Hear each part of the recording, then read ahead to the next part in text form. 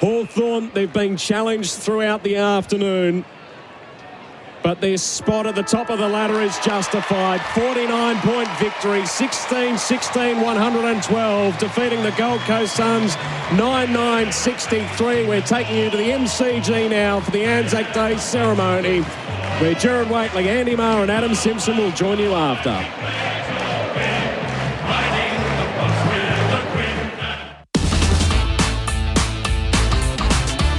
SEN Track, the new sound of chasing, pacing and racing. You can find it at 1593 AM. People joining us. I'd like to acknowledge and pay my respects to them. But today I want to make a special acknowledgement. And I want to acknowledge the men and women, both past and present, that have served this country and pay my deepest respects to them. Woomera, welcome. Wurundjeri Bullock, Human Condi Bick. The Wurundjeri people welcome everyone to land today. Wurundjeri, no, Buddambor War, Condi, Nangnak, Dubban and Big Bullock, Bor, Tillican. The Wurundjeri people want to look after and protect the land as they did long before. Wurundjeri country extends from the inner city of Melbourne. It goes across the mountain to the Great Dividing Range, west to the Werribee River, south to the Mordialloc Creek and east to Mount Borbor. And the Wurundjeri people are part of the Kulin Nation and of the Wonwurrung language group. And while you're on Wurundjeri country, you're welcome to the traditional lands and the waterways of the Wurundjeri people. So Woomera, welcome, enjoy the game. Thank you.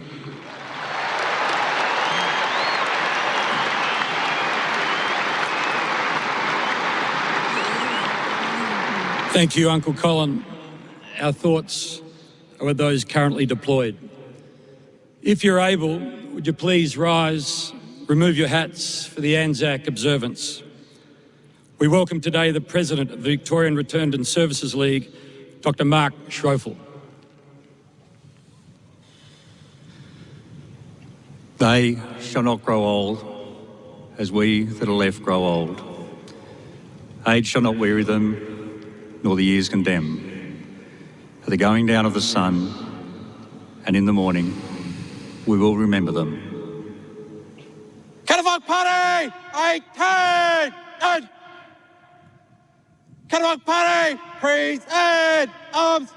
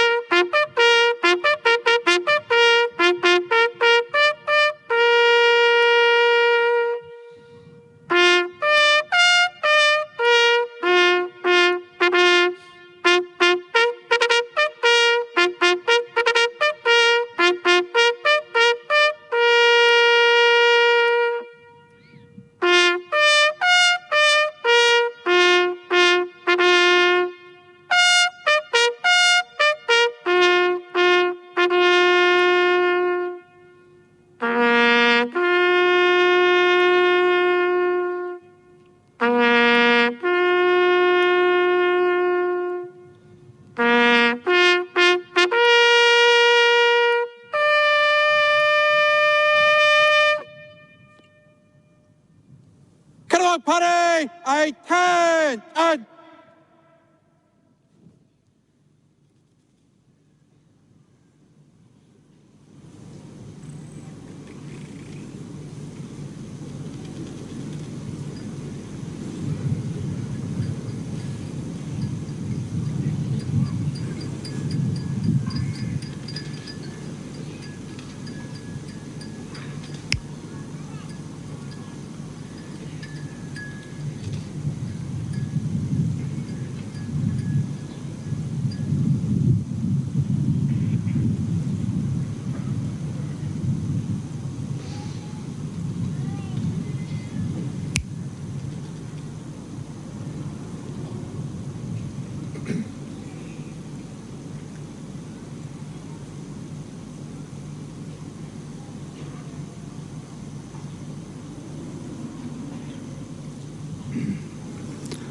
Lest we forget,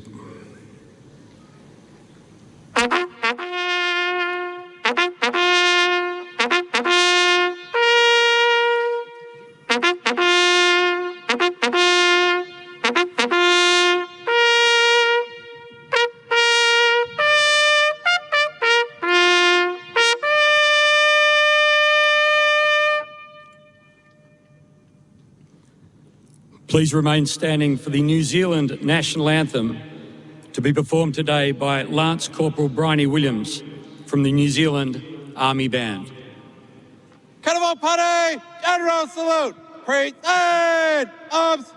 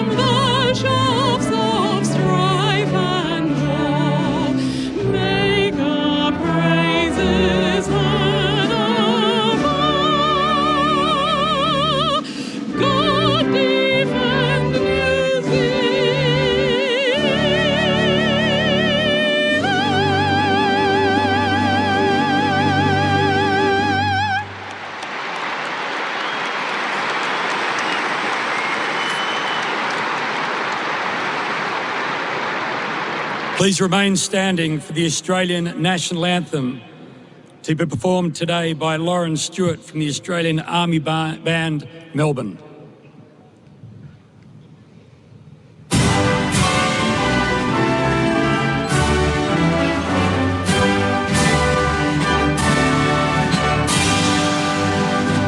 Australians, oh, let us rejoice, for we are one and free. We've golden soil and wealth for toil. Our home is that by sea. Our land abounds in nature's gifts of beauty rich and rare. In history's page, let every stage advance Australia fair. In joyful strains, then let us sing, advance Australia fair.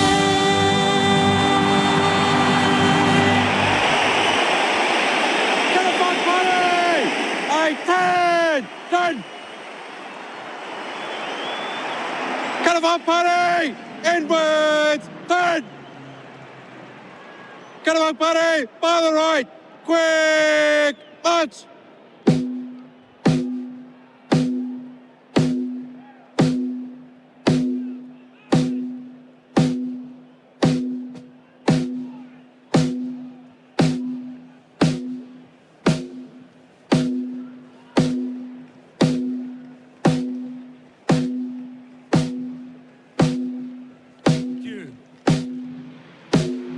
An observance as rich as ever. Service and sacrifice in the Anzac Legends. Honoured at the MCG again in front of a huge crowd. The silence interrupted only by the rumpling of the flags and then that mighty roar of the two fan bases and all who are lucky enough to be here. What do you think, Simo? Well, it felt like the big dance, didn't it? Yeah. When you hear it, and when you're a coach out there, you embrace everything, and then you got to switch into game mode pretty quickly afterwards. So after the moment of silence and the national anthems, a quick word to your players. They redo their warm-ups now. There's probably another 5 to 10 minutes, I suppose, before the game starts. So they've got to get re-warmed up and really dial in on what's obviously the next phase of a fantastic day. There's respecting what happens early, and then it's getting into it and who can start better. So, yeah, look, just a highly respected and well-rated day, isn't it? Even I heard a baby cry. Yes. You know, when you hear a baby cry and the flag hitting the pole, you know the respect is there. If you're at the ground today, open the SEN app and enjoy our live SEN Stadium AFL Nation broadcast for Australian Made Week. Both teams resume their warm-ups for Reams, steady, hot and strong, and the toss of the coin not too far away. So there's lots of possibilities here, Simo. What have you got for an unmissable moment for drink-wise? You won't miss a moment if you drink wise. Tell me if I'm wrong. Is this a day for Caddy? Yep. This could be one of those days where he really embraces the occasion. You know, he's got that look about him that he's a big stage player. He wants the big stage. You know, I haven't seen it deliver it just yet, but it could be one of those days. And for Collingwood, it's Dacos. So what are they going to do, and what is he going to do to once again? Unfortunately for him, it's just meet expectations. So expectations are he has 35, kick 2, win the game on his own boot. I just don't know how you sustain it, and he must be just playing for relief because there's not much more he can do as a player. Braden Maynard has won the toss, and Collingwood will kick to the city end in this opening term. Andrew McGrath attending as captain for the first time on Anzac Day. I don't know if he'll go and have a role at all with Dacos. It might be a pseudo run with. Didn't work for the Blues last week, trying to go everywhere with him in the last quarter. Cost him an infringement in the middle. That's the issue. When you have Dacos as a run with role, it affects everyone on the field because he can go anywhere. Player like Caddy, Simo, he's you feel like he's an emotional beast, and he plays on, as we see the flags, the scarves being twirled. I know all why over everyone's the put place. scarves in today. Now I know. Yep, that's it. Does this happen every year? Essendon home game, it's become a new ritual for them. How do you Reprising get an him in? How do you get him into the game? How do you get him a kick? I don't think Early, you can. I think it's just get it in deep and put Caddy deep. That would be, I mean, I don't know the coach's instructions to start with, but it's normally not muck around with it. Let's just not try and get too creative early. Let's come out the front of stoppages. Let's embrace a bit of chaos and get it in deep and lock it in there. And then he'd put Caddy in the pivot. Andy, that's probably how you'd start. Our pre-game is for before you dig, before every job search, before you dig, every time. And for Trojan Tools built tough, available at Bunnings Warehouse. Who wins, Simo? Well, I think the Pies will win, as we see Merritt starting on the half-forward flank. For best sheds, Australian sheds at the lowest prices. The opening siren, Anzac Day 2026. It's Essendon and Collingwood. You're with Andy Marr on AFL Nation. You wouldn't want to be anywhere else right now. So Peter Wright starts in the middle, as he has done in recent times. To go on all fours, goes in and farms for it. Dacos with the first handball into traffic. Merritt tackled, dispossessed, holding the footy. He had the moment. Lipinski, the tackler. He goes very short to Crisp, edge of the square. Goes into the pocket, the lead. The kick's got too much on it. And Mackay takes a defensive mark. It's not a great kick on the way out. Maynard made the spoil over the top. It takes a ricochet, though. Caddy with an early touch. El Houli floored as he kicked it. Elliott got involved. So too Steele. Loose hand pass. Parrish cuts it off inside the defensive 50. El Houli on the outside had to pop it over the top. And he's on the follow-up to be legitimate. It was tumbled cleverly around the line by Pryor, up to Caddy. Dumps it down the wing. Howe with a telling spoil. Ground ball to be won. Merritt missed it. Josh Dacos did it. Chris fires it inboard. Pendlebury has it. Which way? He's going backwards. Houston trying to find the right kick. And the right kick is to Steele. Maroon Steele, he'd be right on the extremes of his range. See that pressure already, can't you, from Collingwood? It's in their DNA. They get it in the front half. They're getting plenty of entries of late, just haven't converted. 45-degree angle to the right. 50 at closest. Maroon Steele, right foot drop punt. Connection was good. Flight plan great. Maroon Steele in game number 12 opens the scoring in front of nearly 100,000 at the G. Not sure what the odds were for that first goal kicker, but we saw McGrath go to Dacos in the middle. Doesn't mean he's going to tag him, but they're on each other in the first centre bounce, and couple of panic possessions from the Bombers early stages, but they're collapsing in on the ball, and Collingwood just waiting on the outside, and real smart players will get those balls. The Pendlebury types will wait just on the fringe and had an opportunity to go straight towards goal. A few feedback handballs and uncontested mark inside 50. So a little small alarm bell if you're the Bombers, and if you're the Pies, it's a perfect start. Maybe some more spectacular than that today, but not many better for Beaumonts for hard flooring. It was a magnificent set shot. Back in the middle we go. The two go at it again. Parrish at ground level, had a hand on it, gets tackled by De Goey. There was no opportunity to get rid of it. The umpire will ball it up again. Essendon yet to settle into this game at all, really. Cameron just throws the foot at it, volleys it up towards centre half back. It's cut off by Roberts, who's been prolific with ball in hand. Now, Caddy's got his hand on it a couple of times early here. He has, and he's playing high, really high. He's pushed up to the wing, thumps it inside forward 50. There's a hold. It was pretty slack by Wright, who looked like he's had his hands all around Cameron. That's the way the umpire saw it. Free kick at full back for the Pies. No, we like the mid-afternoon start, but the sun will play a bit of a factor there. Frampton and Howe combine inside the defensive 50. Maynard wants it right against the boundary. Howe thinks one more up to steal. He's got himself into it early. Hand pass to Nick Dacos. Pumps it forward to Crisp. Tried to link it up with De Goey. McGrath stole it. Works it to Daywicks and Parrish. And Caldwell missed his target in merit. Josh Dacos, good touch. Collingwood went out. Lipinski puts it forward. McCreery onto it, breaks a tackle. Fed the hand pass low down to De Goey. Didn't do him any favours. Merritt with a tackle tidied up. Caldwell got to neutralise the contest. Such a sign of the modern game, isn't it? Just handball, handball, handball. No real composure at the moment. You seen anything yet to give a hint as to what they're doing with Dacos, who gets it from the cruise by straight up in the air, not far enough. Roberts was wrapped up, spits out into chaos. McCreery goes and gets it. Al Hawley gets a finger on it, and over the boundary line it goes. Yeah, McGrath's gone to him, and it's just whether he follows him through. It's always a start point and a stoppage, but instruction from a coach will either be go win your own ball or follow him everywhere. At the moment, it's just a stoppage situation. Haven't seen enough. See what else he's doing. Keeping on that for Holman Plumbing, trusted quality, Aussie standards. Collingwood inside forward 50. Cameron drops it down. There goes Elliott. He was dispossessed. Kako working back in defence. Essendon spit off half back. They've got some plays forward to the footy. Here's the young fella Roby. Takes the mark.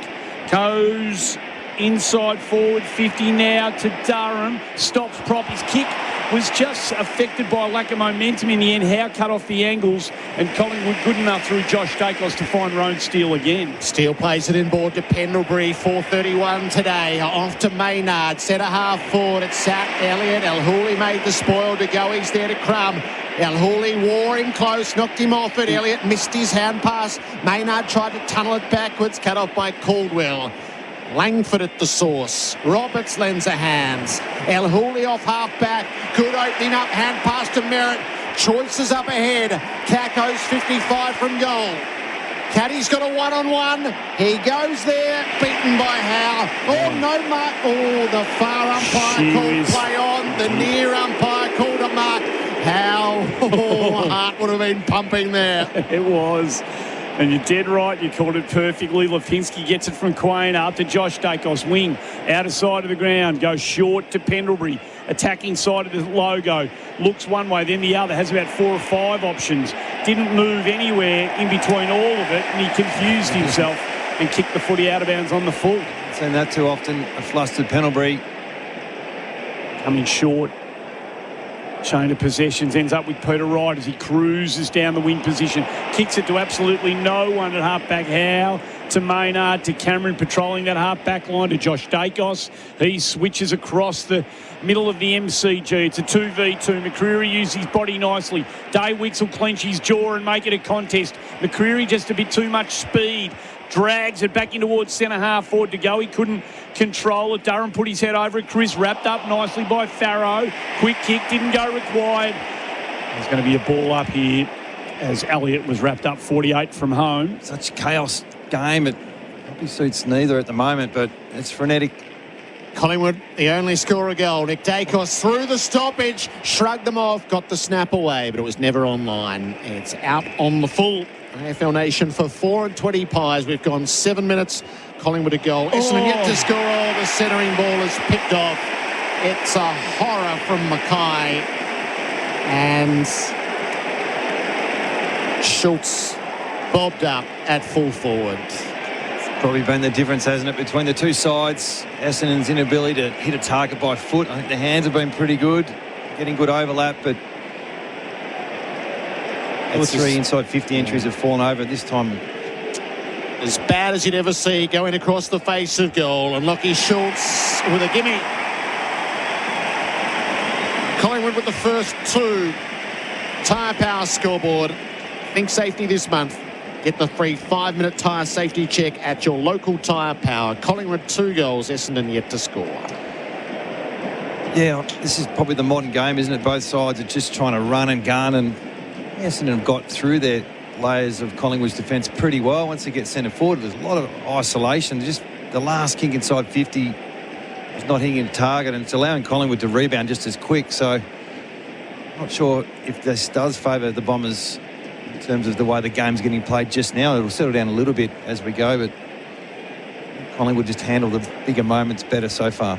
I wonder what Mackay thought he was seeing, because it was never on. It was never on. No, and the clever ones like Schultz are looking at Mackay, looking inboard. They're reading all the cues, and he still went for it. Merritt from the restart. Roberts again. Sardis. They sweep it out to Dersma through the logos. Comes all the way out to Reid. Reid goes back to McGrath. He gets off Dacos. High ball. Good luck.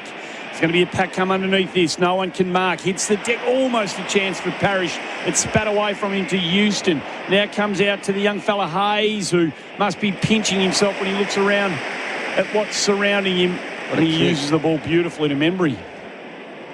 Very difficult kick, running away, pulling the ball back on your left. Back flank works up the ground. Long, slow drop punt down the line. Almost to the man who kicked it to him, Hayes again. He goes back, gets the handball, finds a bit of space. Lovely little touch handball over the top to McStay.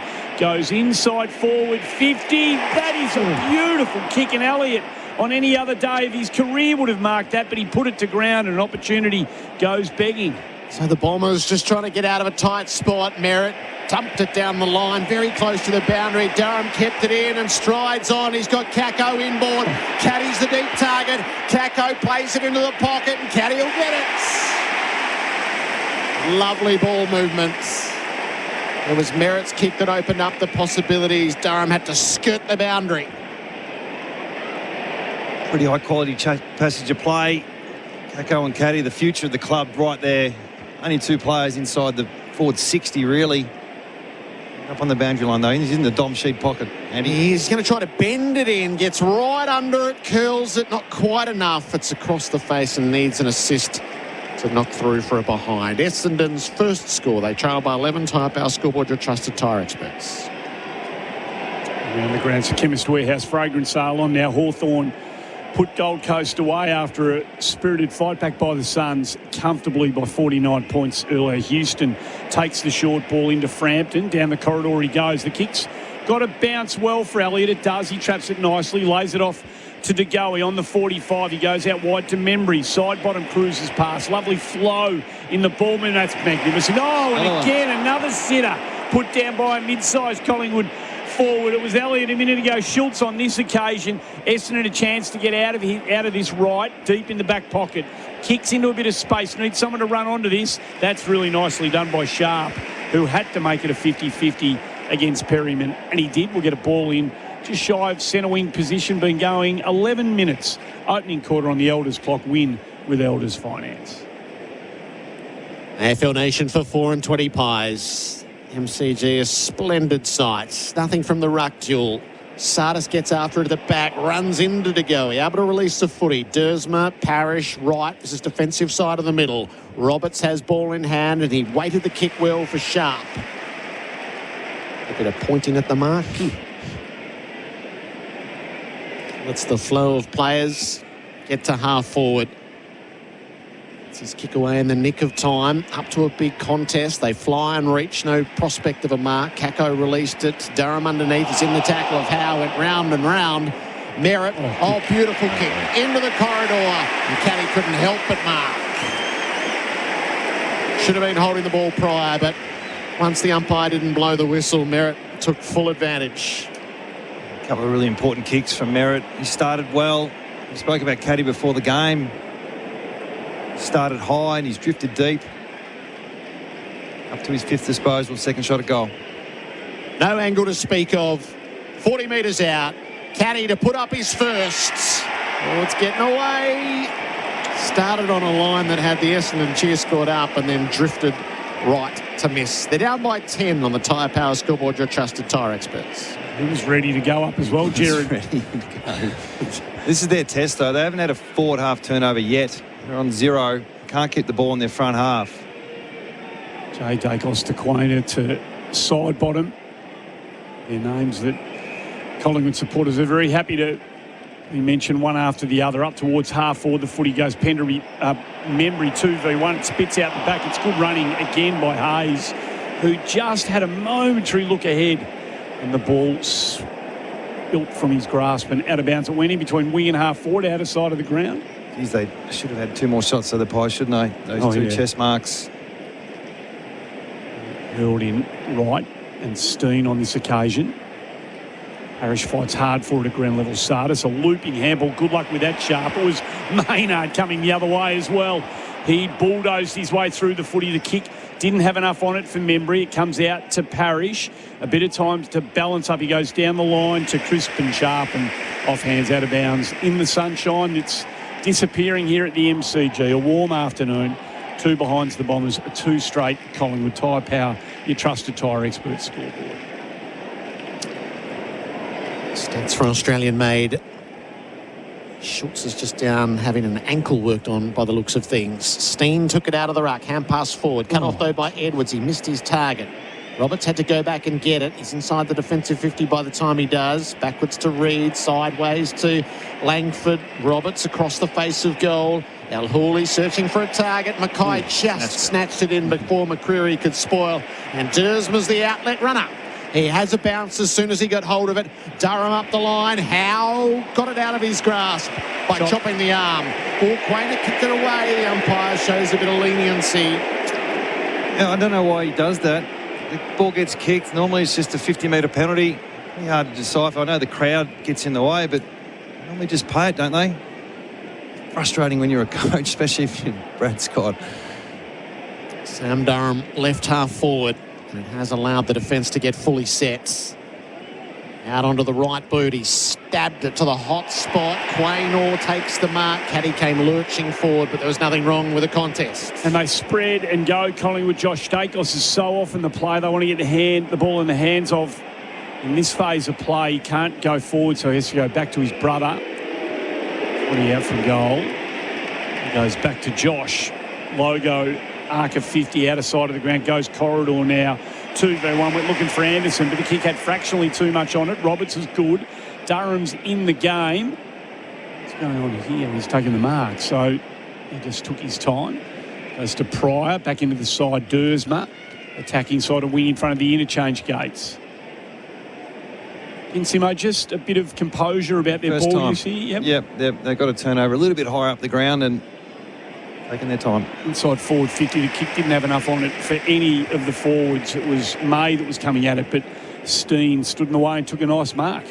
Yeah, they've had the 9 inside 50s for not a lot of system at the moment. Had a couple of marks on fast break plays. Backwards to Nick Dacos across the face of goal to side bottom. Out now to Frampton. Particularly short to Perryman, who turns and goes. Kicks down the worn wing. Lipinski going back. Roberts disputed. Ground ball to be won. Lipinski was just hard at it. McCreery missed his hand pass.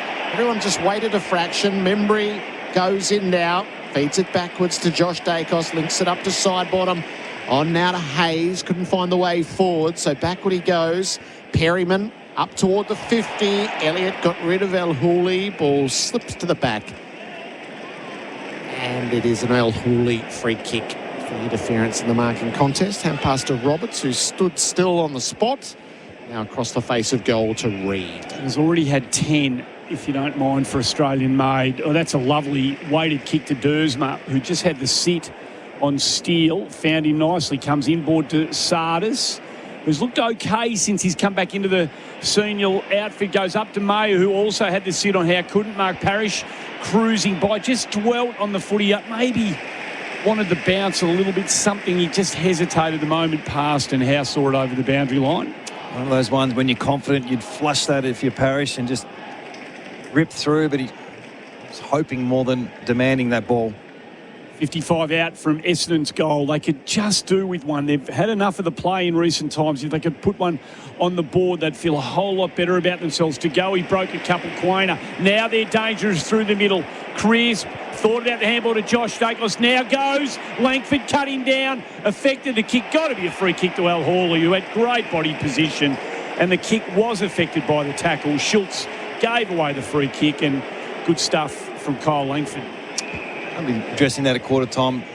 Collingwood giving away four free kicks in their own forward 50. Just missed opportunities, really. Pies by 10. Roberts is the clearing kicker. Sharp had it knocked out of his grasp by Anderson. Nick Dacos has it, arches the back, runs around Mackay, sets it up into the pocket, just a bit short of the target. Roberts came out, Caldwell lent a hand, so too Langford. Nick Dacos stole it in the pocket, lagged the hand pass into Hayes, over the top, hoping to go, he might get there. He couldn't quite. They're still in at the Pies. Membry's kicker smothered. Dersma and Reid did a great job. Membry fights on. It's released off the last line. Pryor and Sardis and Mackay and Langford and Roberts all had a touch in there to get it out to half back. And what a fly caddy. He missed the mark. Didn't quite stick the landing either. Josh Dacos dispossessed. Bit of frantic stuff. Parrish to Edwards. Sharp moaned down the tackle. Merritt got it. Kicks it forward. Blackiston's drifted down there. Maynard wears him close. Blackiston got rid of Maynard, never quite got the footy. Maynard tried. Pack descends. Maynard had to push it clear. Roby has a go, had it pinched. Ball loose for a moment. There's a whistle in all of that saying there's a throw from an umpire in the stands, and it's a Collingwood ball. Yeah, there was an umpire 40 metres away from the play, overriding the umpire close to this contest. It sure was, and it was interrupting a magnificent, mad, frantic phase of the game. Now there's another turnover. Langford goes in quickly. Dave Wicks takes the mark. 49 out, directly in front. Good quality start, though, for both sides. Essendon in particular, they've had enough opportunity. They've defended pretty well in their back 50 and haven't quite connected in their front half, but they're up for the fight. He's got a couple of rough edges, this bloke, but he is all heart.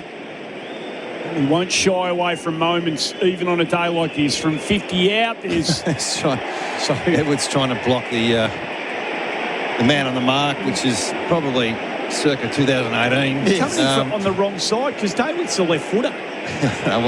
He's coming on the wrong side. Anyway, so from 50, it's a thumping drop punt. He embraced the moment, and he puts the first on the board for the Bombers.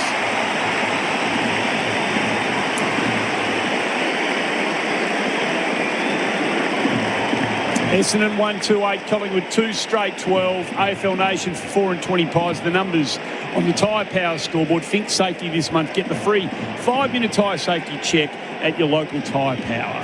Well deserved. You know, that they're slowly turning the ball over closer to their goals. Essendon have had to do a lot of attacking from their D50, but that particular play come from a turnover right in the middle of the circle, the centre circle, and the Edwards block, I think the anticipation, the distance may have been an issue and a little bit confusing, but a good start to the game. Both sides would be reasonably happy with how they've begun. He was going to push the bloke on the mark into Dave Wicks's leg. Hoping they called play on. Very on. Bendix breaks, big moment. Bendix, the best known breaks.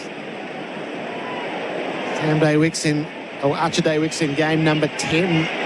With the Bombers first. They scrap for the ball in the middle. Pendlebury off the ground out near the wing. Lipinski got it going Collingwood's way momentarily. And on the follow-up, good gather. Hand pass in front of De Goey.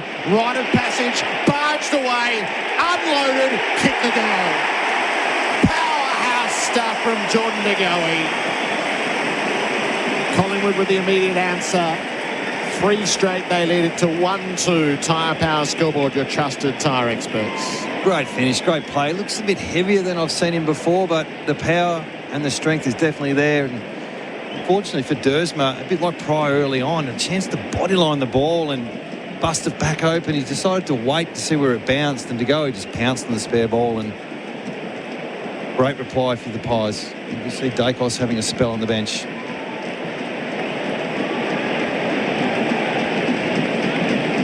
And when we got to go, 4 minutes to go. Any type of moves done by each coach. I think you've both just let it go. See side bottom playing through the middle at the moment as well. Simo for power by quality. Solar Solution. Steen gets his crack at a centre bounce. It's not coming out of there. We'll have a ball up as Caldwell sat on Pendlebury. Footy trapped underneath him. Right with the backhander. Pendlebury, the tumbling footy up towards centre half forward. It bounces 45 from home. Tough ball to be won in there. Gathered by Cameron. Just a wild handball forward. Hey, spits out of nowhere and kicks the goal.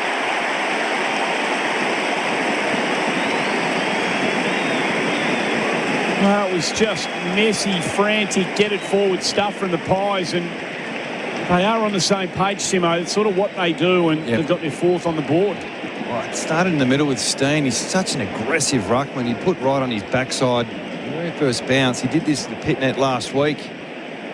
Just when you're a ruck trying to finish a quarter off, 4 minutes to go, someone like that comes in and sticks his knee in your chest. So secondary stoppage after that. Sent a ball up and Pendlebury just surges it forward, and they're the best goals to get. The nice, easy, clean, crumbing goals from a stoppage in the middle. So want to finish the quarter off well if you're Essendon. They've done a lot right, but scoreboard just giving away a little bit. Harvey Norman replay screen. Get 10% in bonus gift cards when you spend $500 or more on selected products. Offer ends Monday. T's and C's apply. Gift card valid for 1 month. Pendlebury wins the clearance in the middle. Kicks the Magpies to full forward. McStay reached forward. Cameron's there. Fed it out the front. Elliott's a chance. Couldn't reach it on the soccer. And Langford picks up the loose ball. Into the back pocket they go. Mackay got it from Farrow. Sends it long down the line. Right had it spoiled by Perryman. Edwards is there to lend a hand. Nudges it up in the Merritt direction. Needs somebody going by. Finds Kako going forward. Confronted. Got around Frampton. Kako makes the play. Kicks it in deep. Over the top. Day-Wicks! What a dawning this is! Archer Day-Wicks, the unexpected high flyer. Oh, jeez.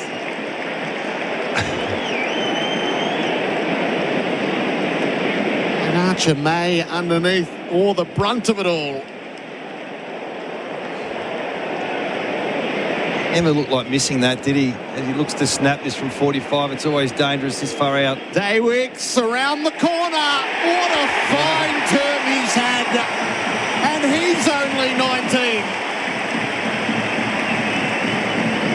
2-2-14. Probably the best 2 moments of his career. Against 4 straight. Tyre Power Scoreboard, your trusted tyre experts. He's only played 9 games, Jared. I wouldn't have thought...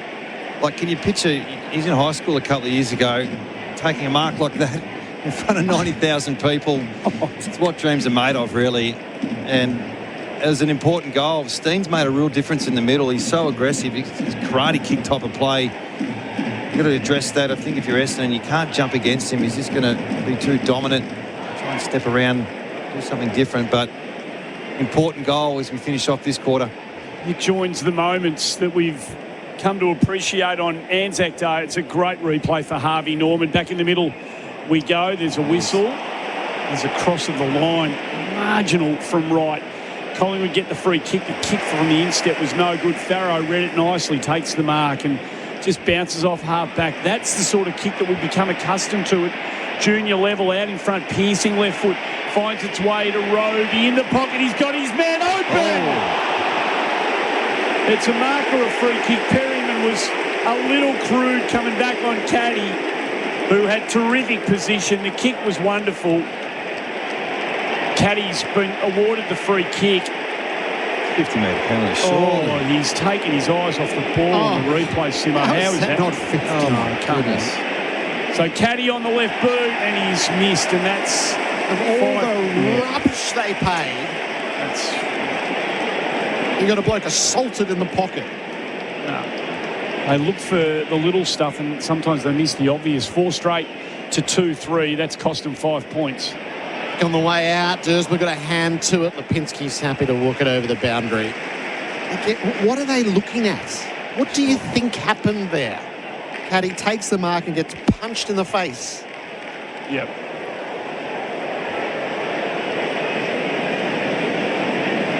But they'll be looking for something in the ruck contest. They go, oh, he just touched his back there. Ferreting underneath. Caldwell will get a free kick for high contacts. Yeah. But it's 60 out. Still a minute and a half to play. Caldwell pumps it up to full forward, short of the targets. They paid a mark to Perryman or to Frampton. They both think they've got claims to it. It's Frampton's ball. Okay. Across the face of goal. Sure he held that long enough either. There's one last night, very similar to that wasn't paid, which just shows the flip of the coin, some of these moments. I reckon we've already had an early one here today on the outer half-forward flank. So Collingwood shared it around on the last line. Frampton gets it back from Josh Dacos to Quayner now.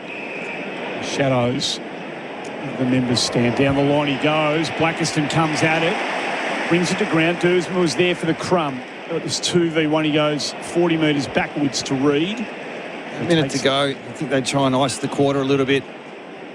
They've got the skill. McGrath, do you think about one last shot here, Simo? Let's have If the you last can shot kick of your goal. way up. Merritt, Parrish, back to McGrath. They get some flow into this now. Dursma out the back to Merritt. He has an uncustomary fumble. He was ready to pull the trigger. Fights on Dursma at ground level. He's got Parrish out the back. It's not coming there. And the moment that promised something has passed with a ball up 80 metres away from Essendon's goal. 4 straight to 2-3. Pies in front. We've been going 29 minutes opening quarter on the Elders clock. A bit of a clip with Dursma. You see Langford's a +1 behind the play, and Collingwood are happy to take a +1 as well. So they're happy just to play out this quarter. Dursma to the boundary for Thrive, your streamlined small business growth platform at the source. Nick Dacos combines with Pendlebury. Josh Dacos fed it forward. Parrish had a play for a moment, but the Pies worked it out. Cameron Lipinski and McCreary has it bounced across halfway, ran his full measure, puts it in deep, trying to get Elliott a fly. Mackay controlled it well, with McStay bearing down. Mackay goes backwards safely enough. Reid untidy across the face of goal. Farrow worked the hand pass to Langford. And that sees us to quarter time. An enterprising opening. Collingwood 4 straight. Essendon 2-3. So the margin 9 points in the Magpies' favour. Goal kickers, 2 for Daywicks on the Bombers' side of it. De Goey, Schultz, Hayes and Steele, all with majors for the Pies. This is AFL Nation Anzac Day at the MCG for 4 and 20 Pies. That quarter on AFL Nation was for Tyre Power. Big Easter sale now on with 25% off on selected Toyo tyres. tyrepower.com.au. With a no deposit 4.99% mates rate, upgrade to a Ram 1500 Rebel today. That's a 4.99% mates rate from Ram Trucks Finance. Ends 30 June. Visit ramtrucks.com.au. T&Cs apply. 48-month term. Approved ABN applicants only. The global fuel shortage is affecting us all, and we each have our part to play.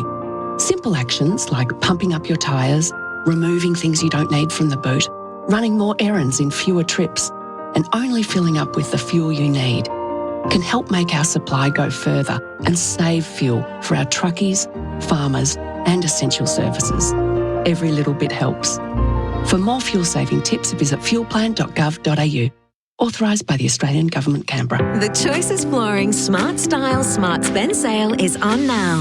Discover offers on design-led flooring and window furnishings that look beautiful, are functional and work with real-life budgets to deliver impact without compromise. Whatever the project or budget, we're here to help you make the right choice. Plus, buy any Breeze carpet with Dunlop underlay and you could win one of 28 Dyson Purifier Cool Gen 1 prizes. Download the catalogue at choicesflooring.com or visit visit your local showroom.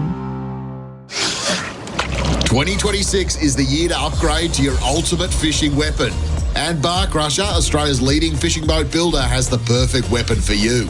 Come see for yourself and check out the most advanced plate aluminium fishing boats on the market with industry-leading design excellence and quality. Find Bar Crusher boats at Bar Crusher Melbourne on Quality Drive, Dandenong. Or build your dream boat online at barcrusher.com.au. For 185 years, Elders Real Estate has been embedded in the fabric of our country. So when it's time to buy or sell in your part of Australia, you need a trusted name. Someone who knows Australian real estate like no other, who understands that it's not just a house, it's your past, it's your focus, it's your future. Someone with a network that runs deep right across Australia. There's one name you can rely on, Elders Real Estate. Some players just make it look easy. And at Revo Fitness, they make training easy too. With no lock-in contracts and no hidden fees. Just $9.69 per week for 24/7 access to any Revo Fitness across Australia. Yep, that means you can train when you want, how you want, at a price that's surprisingly affordable. Revo Fitness. Train like the pros. Visit revofitness.com.au to find your nearest club. If you drive a European car, make it stop as well as it goes. Bendix's Euro Plus disc brake rotors are designed specifically for European vehicles and feature high carbon metallurgy for superior braking. Their SwiftFit protective coating also inhibits corrosion, so rotors will look great for longer. A direct replacement for OE rotors and tested to strict European standards. Bendix's Euro Plus disc brake rotors are the perfect choice for discerning owners. Bendix. Put your foot down with confidence. When the day is done. But the job isn't. VB's got a mid-strength now too. New VB Mid 3.5. 18 plus, drink responsibly.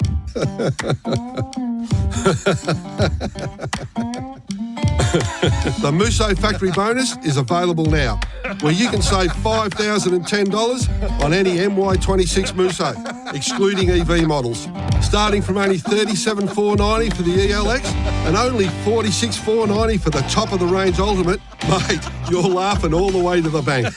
Get it done at your KGM dealer now. KGM, Korean built to last.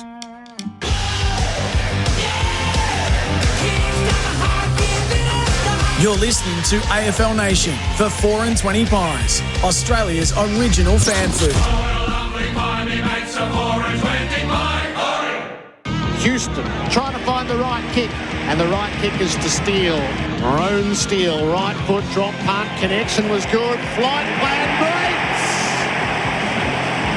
Maroon Steele in game number 12. Opens the scoring in front of nearly 100,000 at the G. Now there's another turnover. Langford goes in quickly. Dave Wicks takes the mark. 49 out directly in front. So from 50, it's a thumping drop punt. He embraced the moment and he puts the first on the board for the Bombers. Maccas, I'm loving it moments. Never miss a moment of footy with McDelivery. Collingwood by 9 points. Adam Simpson is our expert for Power Bay Premium Energy Solutions for Sustainable Australian Homes. Well, they're both playing a similar type of game. It's the chaos forward handball and a bit of a chaos entry. And you'd say Collingwood is slightly in front, Jared, obviously in the scoreboard, but Essendon have had 5 shots to 4. They just haven't converted 3 of their shots, and one of them should have been a goal on the goal line with a missed 50-metre penalty. The Pies are up by 6 in contested possession, mainly pre-clearance sort of activation, and Essendon's scoring's come from the back half, so they've had 3 shots at goal from rebound 50, which sort of indicates both teams aren't quite on with their defence at the moment. Pressure's low. It's like 160 for both sides, and it's turning into an entertaining game. That's what happens when the pressure's down and transitions up. So I think both coaches would be reasonably happy with the start. Dacos, I'm trying to work out how to judge Dacos' bad games, and I think if you keep him to no or little score involvements, you've had a good day against him. So he's had 10 possessions, but I've been putting out rightly up here in the box that he's had no score involvement. So that's a good indicator for me on keeping him quiet. And it's been McGrath for the most part, although he's popped up in different spaces, Dacos, mainly down back a little bit just to get the numbers up. The big issue in the middle too is Wright, especially against Steen. It's a bit of a mismatch. He's going to go head-to-head this quarter. Stats for Australian Made Week, May 18 to 24. Second quarter about to get underway. AFL Nation for the 4 and 20 sausage roll. Steen leaps up, knocks it out the side. Nick Dacos, hand pass to Pendlebury, pokes it back out the side. Perryman and Dacos continued on. So Perryman gets hold of it, feeds it to Nick. Confronted, quick of hand to Lipinski. Cuts back inboard, corrects the angles. Played it to Pendlebury. Was met side on by Kako, and it was an illegal push, the umpire said, in his endeavours to spoil.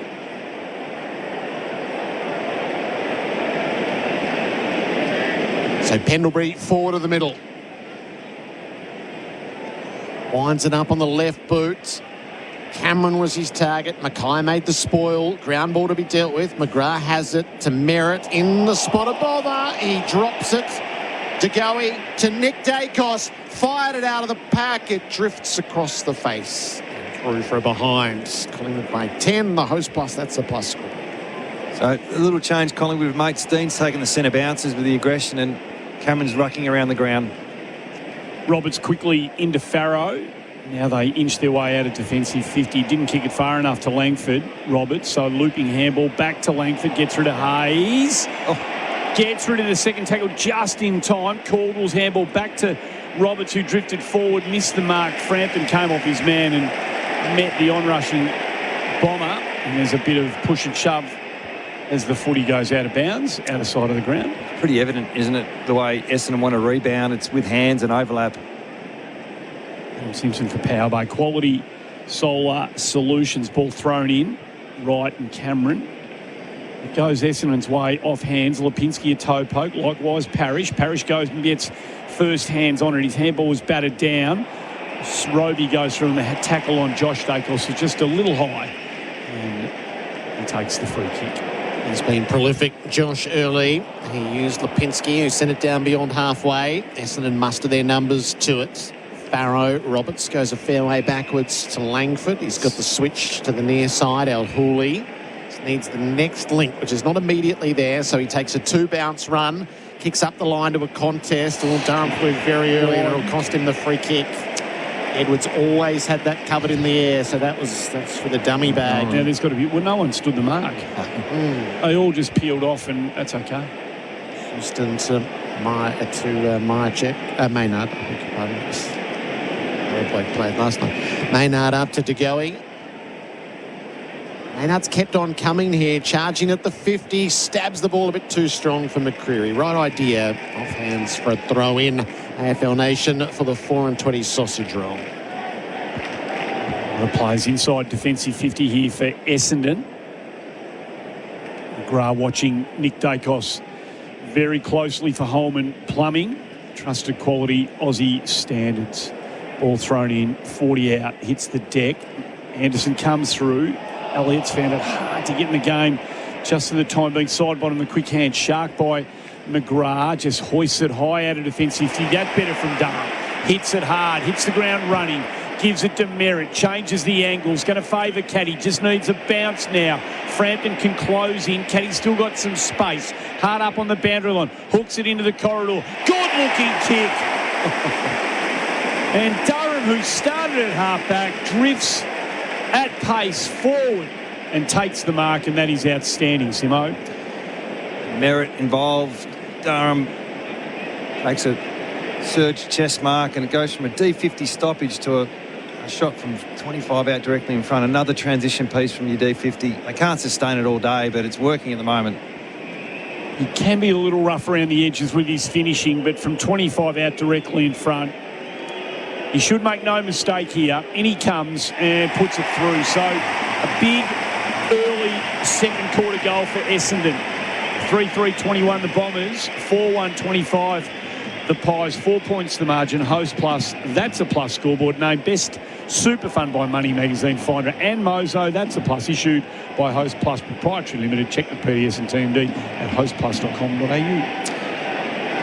Yeah, it's just a bit of kamikaze from the back half. I haven't seen Essendon enough to know if this is a pattern, but they're definitely taking the game on in the back half. And that forward line looks so open the way they move the ball.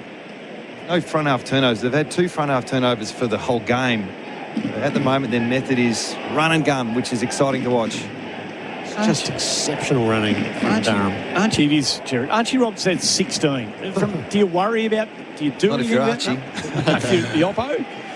You do a little bit, but it's not Fly's way, really. Collingwood by 4. Nick Dacos on the fly. He hand passes it to Anderson. Merritt, though, wins out. Parrish fumbled the moment past. Josh Dacos speared it forward.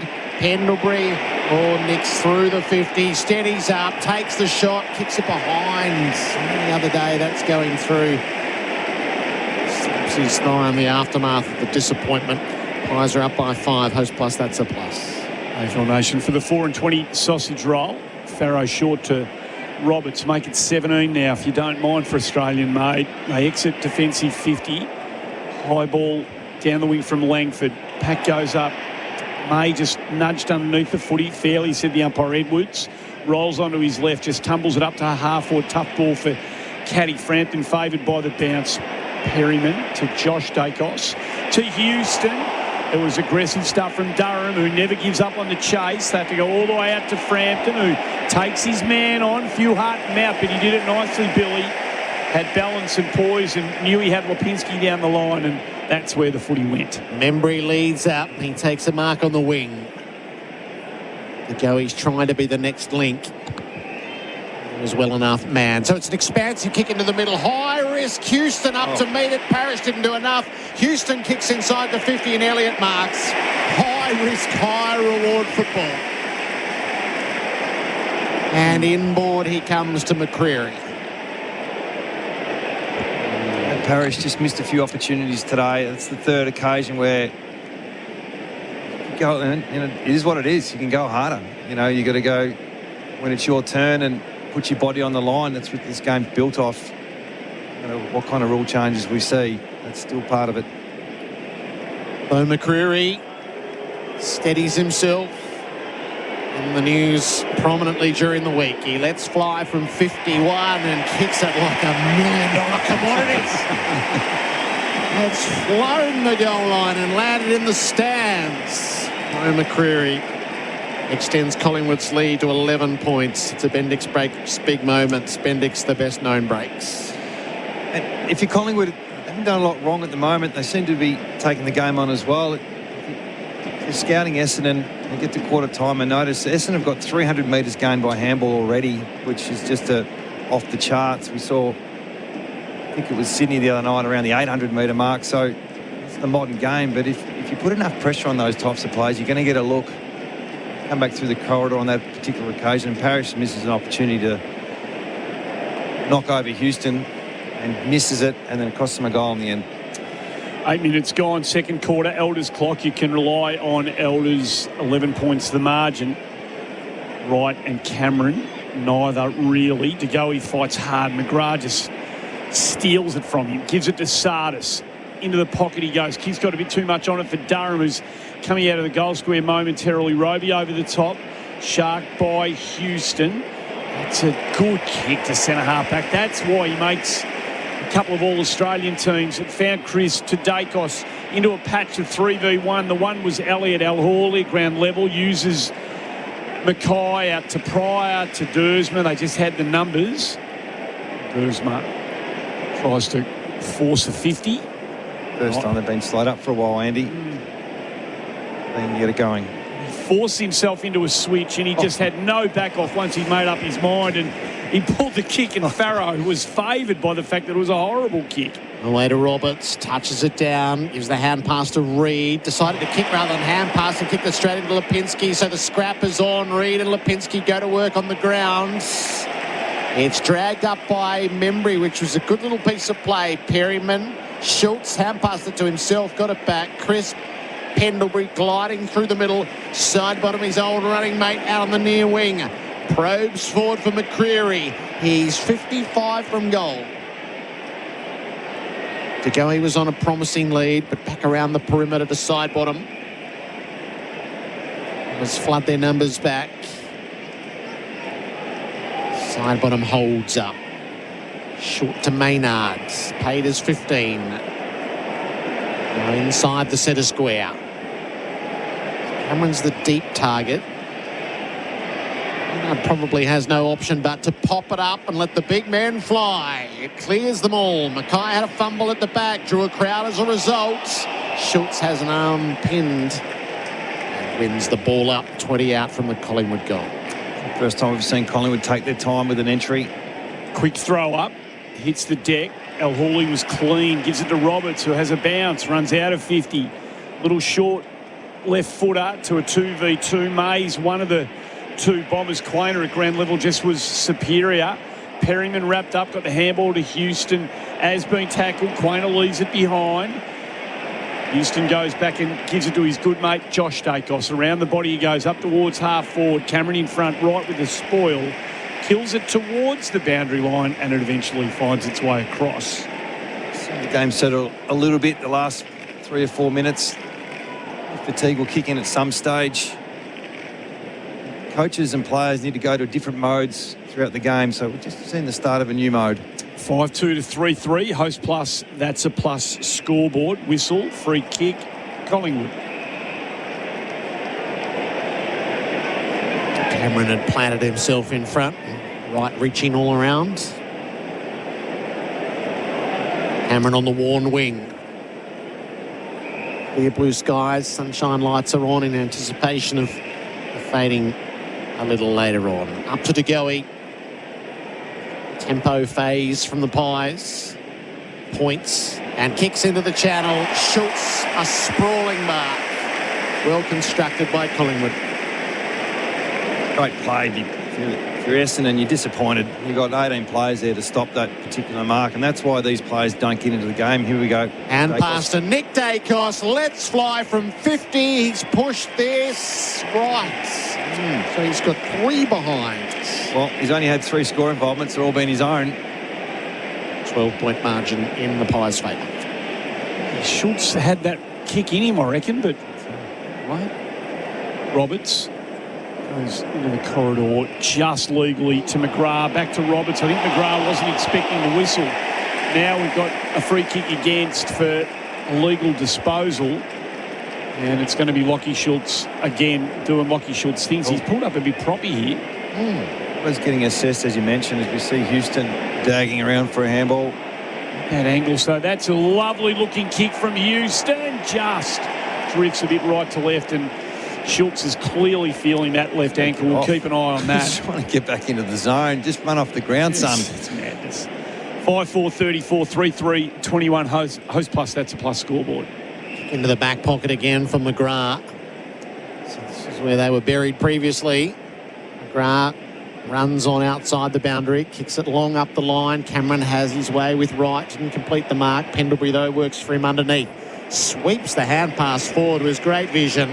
And it's for Steele to place into the path of Elliott. A bit too much poise from the Pies here. First 2 minutes of the game, they got him on the outside. Last couple of bits of play. Collingwood players just getting ahead of the contest, anticipating a turnover, and the Bombers just get sucked in a little bit.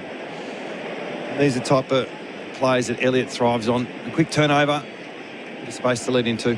He's played his role in Anzac Day, passed quite spectacularly. Jamie Elliott through the 50 for his first score. It's going to be a behind as he jabbed it hard and left. 14-point lead. Building it one at a time. Onside 50 starting to get out of control now. 22 to 14 in Collingwood's favour. The handball game's gone a little bit. They've defended a lot better this quarter, Collingwood. Yeah, just letting them off the hook a little bit with these misses, though. Pryor down the line to Edwards. Pushes up, takes the mark. Just shy of the wing, out of sight of the ground. MCG almost completely in shade now. Again, you're right, Simo. It's very kick marky now. That's a poor kick from Edwards off the side of the boot. Anderson couldn't mark, but Chris is there to read the crumb. Pendlebury puts it out of the path of Schultz, who moves okay now. Puts a bit too much on the kick. El Hawley was suited by that. Lovely spoil. gathered by Roberts, who comes up for 22, if you don't mind, for Australian made. Back to Al Hawley from Dersma. Al Hawley comes in board, generally nice and composed, this bloke. Goes to Day Wicks, wheels onto his left, goes quickly, chance, May, can't get into the game at all. And Cameron doing what Cameron does, drifting back with the flight of the foot. He takes a terrific defensive mark. That's how they defend here, the Bombers. Trying to lock and get a forward half turnover. To the defensive goal square for Quaynor. Takes his allotment of time long to the near side. Schultz is his target. Roberts made the spoil. Crisp underneath. Forged a path where there wasn't one. Got it back from Lipinski and played it up to Nick Dacos. Roberts comes in and gives away a 50. That really, I know he's young, but that is absolutely terrible. You are simply not allowed to do what he did there, to come and man the mark. So Nick Dacos advanced to left half forward. Schultz making space. Almost like Collingwood are happy to take their time, get as deep as they can and get your repeat entries. And around a Crisp at centre half forward. Seen this a lot, haven't we, over the years? Just now for Quaynor. Work the arcs. Houston. Front line of the set of squares. So there are Collingwood fans who think, go on. It doesn't need a whole lot of encouragement. I think it's 62, won't he? Yeah, the distance. It feels optimistic, but who's to say? Dan Houston winds it up. He launches it deep. It's going to be well short and off hands. It's punched through for a behind. 15-point leaders. Post plus, that's a plus. We have gone 16 and a half minutes on the Elders clock. You can rely on Elders. You see why they're such an inefficient side sometimes, Collingwood, with the way they strategise their entries. When there's no chaos, it becomes quite laborious. Adam Simpson for Powerbay Quality Solar Solutions, AFL Nation for the 4 and 20 sausage rollers.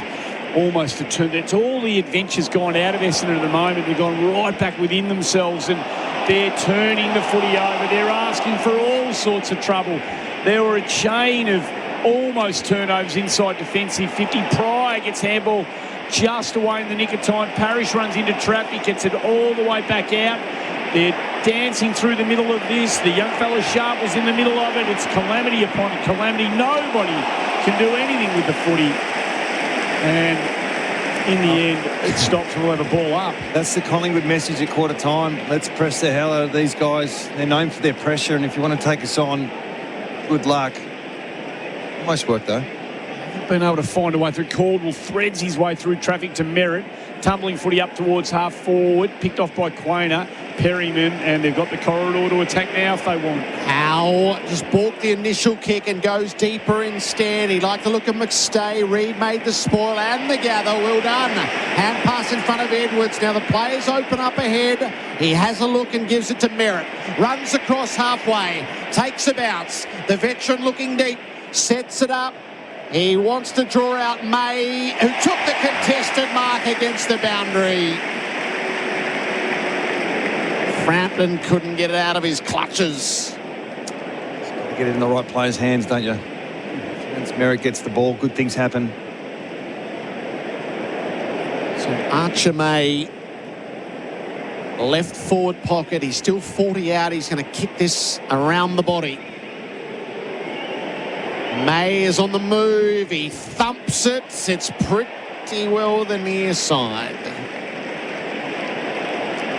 It's his first touch of the day for Australian mate. Nice. 14-point deficit on the host plus. That's a plus score. Houston short. Back pocket. Outer side of the ground to Perryman. I sense it's different for the Pies too, don't you? Less chaos, more kick mark. Down the line, up goes McStay. Third bite, couldn't control it.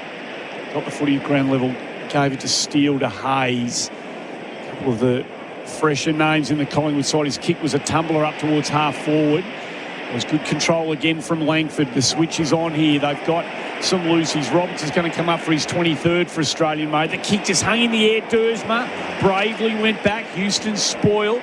Dersma just handballs into a bit of Collingwood traffic. Side bottom was good enough to do something with it. Got it to Chris. Back to side bottom. Houston runs into the tackle of Caldwell. How did he get rid of it, umpire? Play on heeds the call. Spat out in the tackle. The umpire must have thought. Josh Dacos around the body. Misses Crisp. Over and out it goes. It'll be a lasso for Archie Roberts, who's coming up for his 24th. Oh, my God. Fair income. They need to be locked in a classroom, these blokes, and taught about holding the ball. Kick up to half forward. They all flew. There was no mark. Kako, Dersma, knocked down by Pendlebury. Quaynor has a go. Parrish is over the footy. Quaynor wraps him up. Ball it up. It's confusing. Just a more prior opportunity or no prior. Took on the tackle, tackled, and then threw the ball away. Yes, that was just threw it away. Without dispute. Kako fighting hard at the source. Call that. So we've come up with a hole in the ball there. Pendlebury signalling something. He's got the free kick. So Kako barely had possession. He leaps up, the ball falls out of his hands, and they pay holding the ball for that. And this is the whole problem with what we lived through last night. And in that phase of play, Jared, they could have paid the free kick to Anderson against Anderson for exactly the same thing. So one no and one yes. The no looked like a yes, and the yes looked like a no. It does confuse. Side bottom in the end takes the short ball in front of the interchange gates. It's been pretty busy down there. Keeping on that for Thrive, your streamlined small business growth platform. High ball up towards half forward right. Stood there as memory fell over. Takes the mark at half back. Dersma rides the boundary line and is used by Wright in between half back and wing position. They can't get anything going at all this quarter. He has to go high, hugs the boundary line. Durham's going to be the flyer against Howe. That's easy for Jeremy Howe. Over the boundary line, we'll have a throw in. They've just tightened up their defence, Collingwood. And I think they've done it with the ball as much as they didn't like the chaos of the first quarter, so they've slowed their ball movement down, which makes it easier to defend if you turn it over. Hasn't got away from Essendon at 9 at quarter time, 14 right now on the Post Plus scoreboard. So if they can find a way to generate something, there's really no damage done on the board at least. They're fighting hard around the stoppage here. 4, 5, 6 looks at it. Merritt eventually was clean. Gave it out the back to Wright. May comes up at it. Can't trap the footy. Sharp wrapped up by a couple. No prior there. Ball doesn't come out. We'll have a ball up. 65 out from Essendon's goal. 5-6, 36 Collingwood. 3-4, 22. 22 minutes gone on the Host Plus scoreboard. Wright fed it out the side. Did he hand pass it? I think he did. So under the lasso, it's a Collingwood ball. Dacos steers it inboard. It hung for a while. Kako got a hand to it. Roberts is onto it. Hand pass to Dersma. Worked it around to Caldwell. Now to Parrish.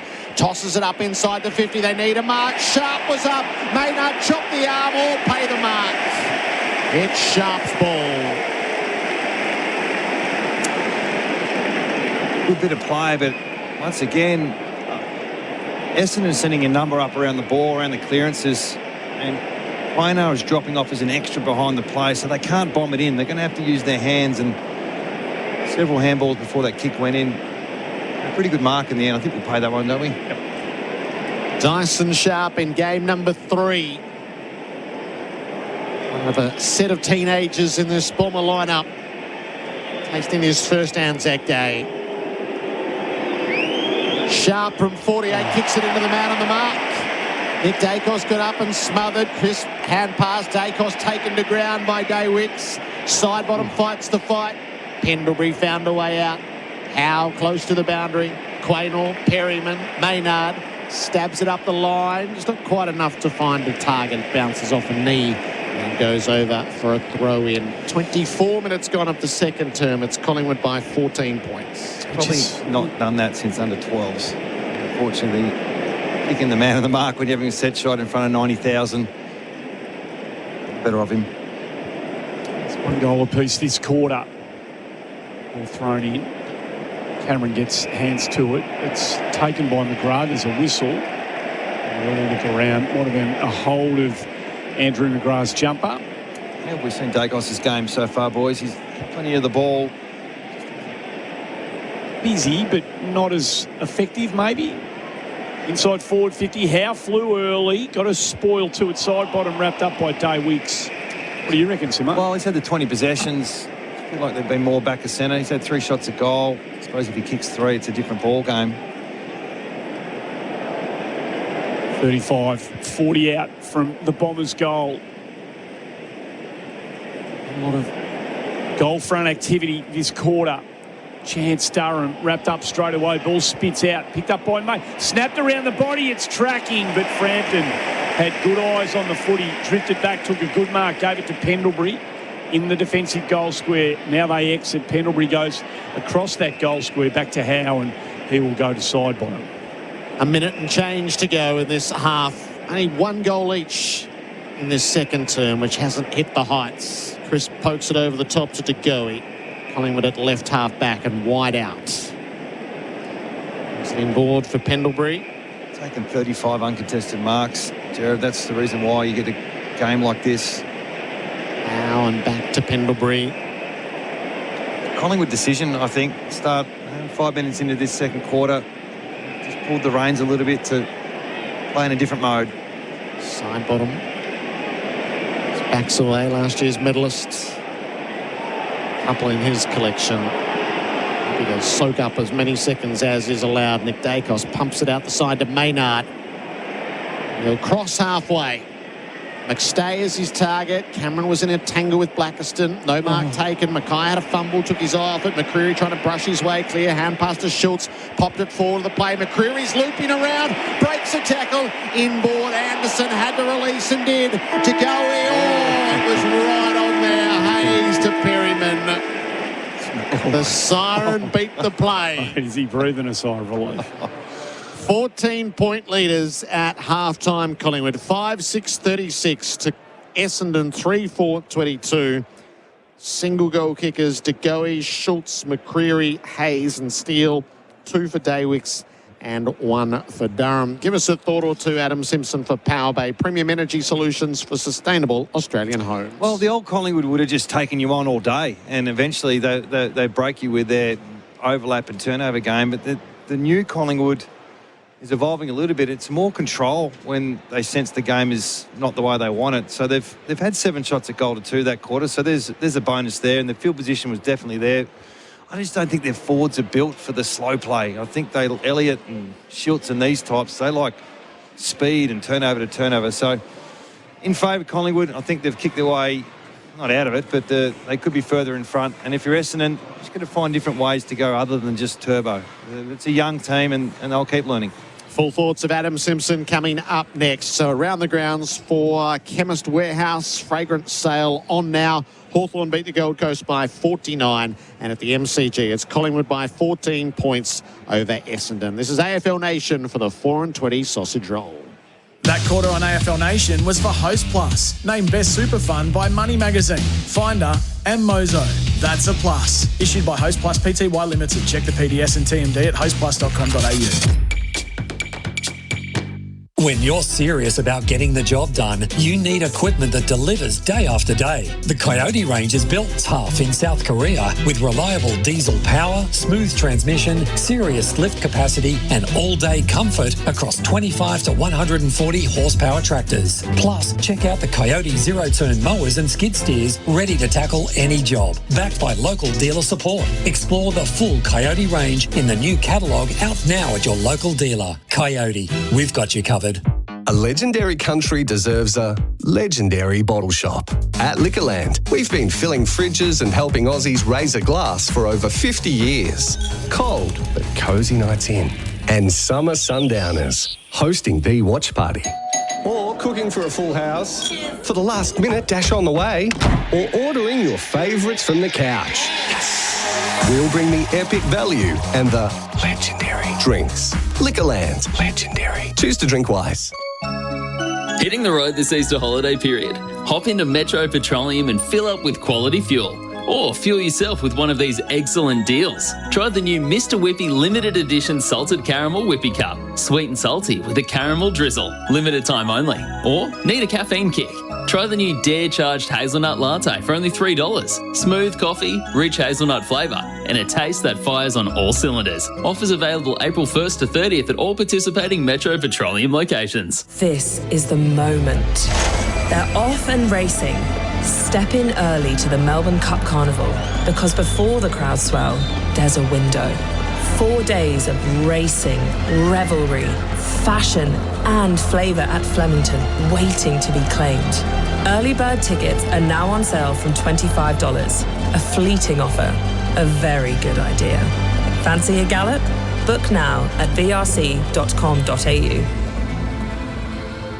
4 and 20, Australia's original fan food, and Coles are giving your local club the chance to win $2,000. That's $1,000 cash and $1,000 worth of 4 and 20 pies. You beauty. From April 1st to May 31st, it's game on. Register your club, buy any 4 and 20 pack from Coles, enter online and collect the most points to win. Track your club's progress on fntsportspromo.com.au. Every pack counts. 4 and 20, Australia's original fan food. T's and C's apply. Ends May 31st.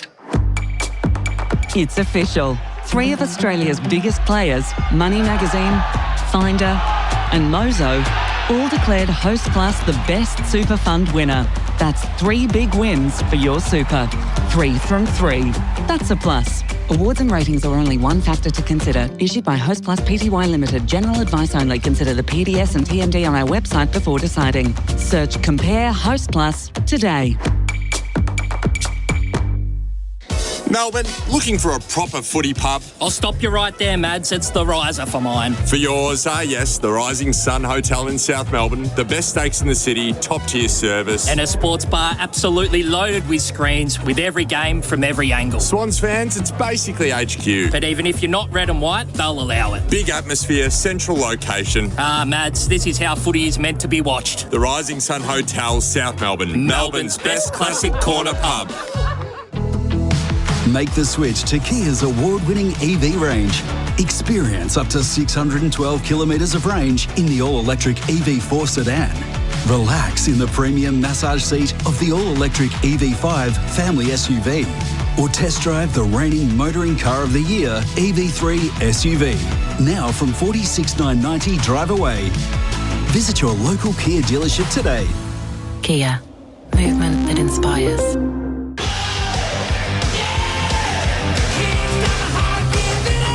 You're listening to AFL Nation for 4 and 20 Pies, Australia's original fan food. Frampton can close in. Can he still got some space? Hard up on the boundary line. Hooks it into the corridor. Good looking kick. And Durham, who started at halfback, drifts at pace forward and takes the mark, and that is outstanding, Simo. He should make no mistake here. In he comes and puts it through. So a big early second quarter goal for Essendon. Expansive kick into the middle. High risk. Houston up to meet it. Parrish didn't do enough. Houston kicks inside the 50 and Elliott marks. High risk, high reward football. And inboard he comes to McCreary. It's fly from 51 and kicks it like $1 million commodities. It's flown the goal line and landed in the stands. And McCreary. Maccas, I'm loving it moments. Never miss a moment of footy with McDelivery. 1-6 to 1-1 for the quarter, and it was by virtue of those 5 points that Collingwood extended its quarter-time lead from 9 to 14. Half-time here at the MCG. The Pies 5-6-36 on Anzac Day. Essendon 3-4-22. Let's get into the Choices Flooring Half-Time Floor Show. The Halftime Floor Show for Choices Flooring. Beautiful floors, smart choices. Win a Dyson Daily. Choices Flooring, smart style, smart spend. Adam Simpson's our expert today, Simo. Good luck. Good luck pulling this apart at half time. What's the blueprint for this? Why has it played out the way it has after a really industrious first quarter? Well, I'm just trying to figure out and we've seen Collingwood do this before, so it's somewhere in their kit bag where they feel the game is not the way they like it. They go to a certain mode where it's, if they're going to give you uncontested marks, take it. Yeah. And if they're folding back, well, we'll build our way up and we'll kill you with 1,000 cuts. But the inside 50s that quarter were 10-6, so it just went to rubbish in that second quarter. It was a really entertaining first quarter because both teams transitioned. Yeah. And it was with forward handball. I think Collingwood up around 300 metres game with handball, and so were Essendon. And clearly, Fly didn't like that at quarter time. And it was guys, when you find moments to build the ball up, we can defend better if this turns over. So, yeah, maybe Collingwood blinked and decided to pull back a little bit, because I thought they were the better side in the first quarter. They just handled the moments better, but they, for whatever reason, decided to pull back a bit, and they've kept, Essendon to 6 inside 50s. So it's a winning strategy. It's just hard to watch. I guess if they would say if their 1-5 was 4-2 for the quarter, then tick. Yeah, that's right. Yep. So and I'm sure they were thinking the same a few weeks ago when they played Fremantle and they had 65 inside 50s, but you only kicked the 8 goals. So Elliott can't get into the game if it's just that type of football. He needs the back half, turnover, Dacos through the middle. He needs the 50 to himself. And we saw that in the first quarter. Both sides had open forward lines and it was exciting to watch. And then the second quarter, we think it's probably Collingwood decided to go, no, we this is not going the way we want. We want to beat you a different way, which is interesting because Essendon probably only have one way. So if you're a coach and you're thinking from a strategy point of view, you're going to have to beat us in a different way, and we know Essendon can't do it. Well, we're just going to win a bit ugly today. So if it stays like this, if Essendon doesn't do something to change it up, can they win? No, they've just got to keep... So the best teams just keep enforcing their way. If this handball chain for today is what they went in a plan with, it's falling in the wrong player's hands. Yeah. If it's in Merritt's hands, she's all good. Yeah. When Mackay gets it, there's a turnover coming. So... unfortunately, they just don't have enough quality players in that back half that can make it up as they go, because it's a high risk, high reward type of play, isn't it? When you see them handball, and it either gets through and looks fantastic, or it turns over and you got to deal with the consequences. So, to be honest, I think Collingwood would be reasonably happy. They go into the half, 11 shots to 7. They dominated field position for a good portion of that game. Dacos and Pendlebury have been down with their efficiency. It's been a bit odd to see that type of play from them. Dacos has only had the 3 score involvements, and they're all been his own. So is that a win, I suppose? He's had 20 possessions. It's hard to know. Is it 61 between Pendlebury and the 2 Dacos brothers to half-time? Feels like, well, they're the architects. That's going to propel Collingwood to a profoundly strong position at half-time in just about any game. But, far from that. If you think the game's going to go to another level, it's probably Collingwood that will take us there. At the moment, there's some of the young, exciting players for Essendon. I mean, Day Wicks has had a great first half, in particular the first quarter. He was heading towards the medal there for a little bit. It was a really good play. Unfortunately, there's a couple of players for Essendon who've just found a little bit wanting on the big stage. I don't think Mackay's had a great first half. I think Dersman's had some moments, and unfortunately, Parrish on several occasions has just missed the moment to actually impose himself physically on the game. You mean in the mention of those 3, they're leaders of this footy team. So the Australian-made smart play for Australian-made week, May 18 to 24. Have you got a smart play, someone who's exhibited something like that out there so far? It's probably smart versus just effort. Was Durham's, he takes the mark centre back and takes the mark 20 metres out. So in terms of using his smarts with his tank, we can loosely connect the two. That'll do. Australian-made week, May 18 to 24. Unmissable moment for Drinkwise. You won't miss a moment if you Drinkwise. I think it's Daywicks' hanger. Yeah. How tall is he? He's not that tall. 186. He's taller than us, so it doesn't look that tall. Maybe he's got short arms or something. I don't know. He doesn't look that tall. He looks, because he's so broad, probably look like a But block. he obviously, he's kicked 2 in the first, and that mark, he got some real elevation, so he's had a good start to the day. We've got a tackler for the day for Bar Crusher Boats. Tackle your next fishing adventure in a Bar Crusher. Well, it hasn't been a high-pressure game, has it? Coldwell's had 4 from a tackle point of view, but the pressure's been around the 160. Andy, it just has not been a finals type of game. It's a finals atmosphere, but I think we're not seeing the best of both these sides dealing pressure. Archie Roberts, what do you made of his game? 25. He's making it look pretty easy out there. Have you got a read on how influential he's been? Whether you need to do something? He's heading for 50. He is. I think he does it in an honest way. I don't think he's trying to peel off. I think he just turns up and he knows when to win the ball, and I think he's in the right spot. Obviously he was trialled up the ground at certain stages. I think McGrath's better off where he is, and if McGrath's part of the reason why Dacos is not as efficient, it's a pretty loose connection to the two. But yeah, he's had the 25 possessions. Extraordinary. But he's had 3 contested. Yeah. So there's obviously a role there that doesn't involve putting your head in the trough. Our travel partner is Signet. Stay powered 24/7 with Signet AFL power banks. Watching the footy from home. Don't forget, open the SEN app and use SEN Sync to match your TV with our AFL Nation broadcast for Australian made. We've mentioned already that the week that we're living through up until, yesterday actually was Australian made week. Focus on that logo. UFC Fight Night coming up. This is right up Benny Lyons' alley. Della Maddalena, I hope I've got that right, versus Prates. Just the one name for Prates, is it? Doesn't have a Christian name or a surname, just goes by Prates. Well, that's coming apparently, and UFC Guru's one of those, Simo? You're UFC man? No, I've drifted off. Yep. I'm just looking at Dacos' impact on the game. Saturday, May 2nd from 6 p.m. exclusive to Paramount Plus. This has been the Halftime Floor Show for Choices Flooring. Beautiful floors, smart choices. Win a Dyson Daily. Don't forget AFL Nation for 4 and 20 pots. Go grab yourself one before the second half starts. Australia's original fan food. Pies fan. Yeah, go on. Sorry, just on Dacos. So he's the 22nd rated player on the ground. Yeah, at the that's. moment. So sorry, I've interrupted the no sponsors, but Roberts is the number 1 ranking. So there's a bit of an indication. Don't forget, Pies fans, head to the fan zone outside the G next Thursday night to check out the Crusader Caravan that you could win. As we go to the break, the goal of the day so far for Beaumont's, where bathrooms begin. The goal of the day for Beaumont's. Discover hard flooring at Beaumont's. Hybrid, timber and laminate for every home and budget. Hand pass in front of De Goey. Rite of passage. Barged away.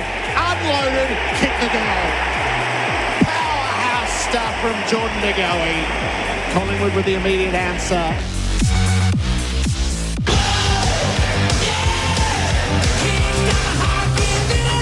You're listening to AFL Nation for 4 and 20 Pies, Australia's original fan food. For those who demand more from every acre, there's no compromise. Deutz Fahr tractors, engineered in Germany, built with precision, driven by innovation. With a powerful tractor range from 62 to 336 horsepower, Deutz Fahr deliver premium performance, comfort and reliability season after season. This is what premium feels like in the field. Go to deutzfahr.com.au to see the latest offers and find your local dealer. The grass is greener with Deutz Fahr. A Kogan TV is just like a TV. Both TVs do very similar TV things, but with slightly different little logos, remote shapes, and legs. One's a Kogan 55-inch LED 4K Smart Google TV. The other TV costs an arm and a leg. Get what you want for less. Shop Kogan.com today. Kogan.com. Clickin' awesome.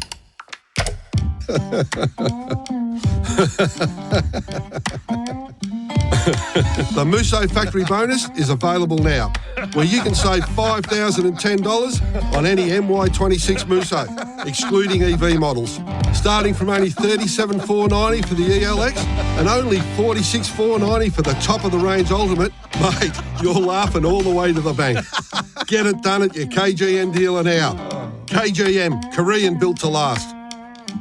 A legendary country deserves a legendary bottle shop. At Liquorland, we've been filling fridges and helping Aussies raise a glass for over 50 years.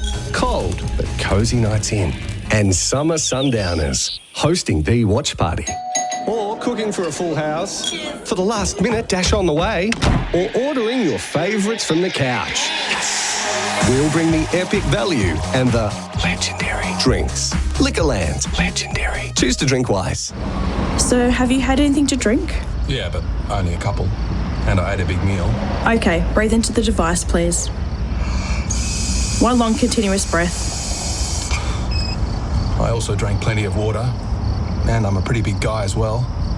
Okay, you've blown over 0.05, so I'm going to need you to step out of the car. I'm not going to lose my license, am I? I didn't drink that much. Stop kidding yourself. If you drink, don't drive.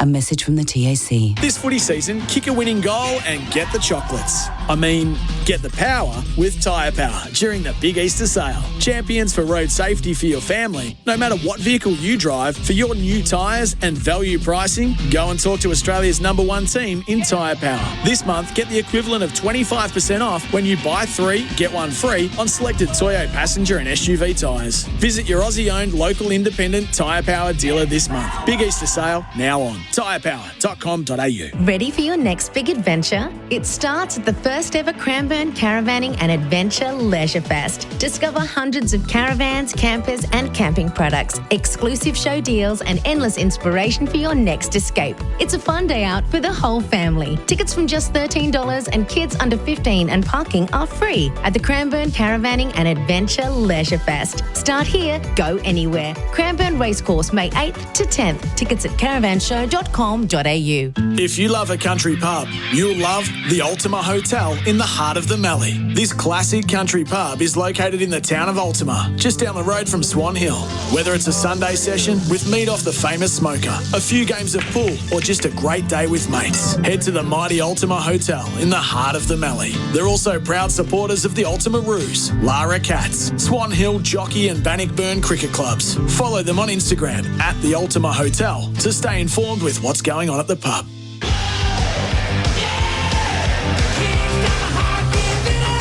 You're listening to AFL Nation for 4 and 20 Pies, Australia's original fan food.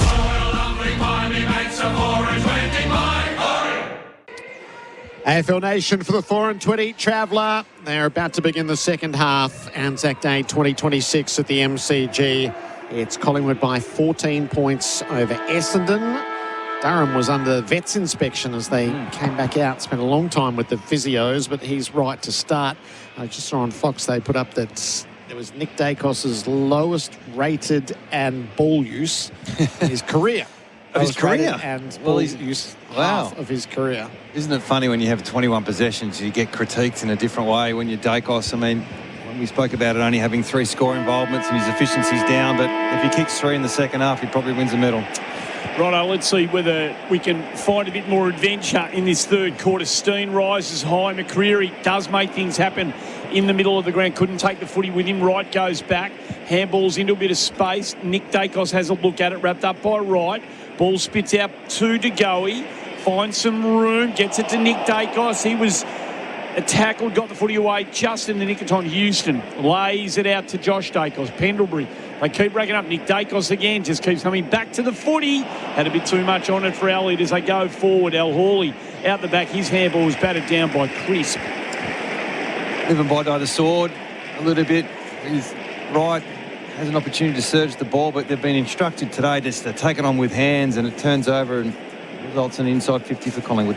Simo for Powerbay. Deep into attack immediately in this third quarter, Collingwood.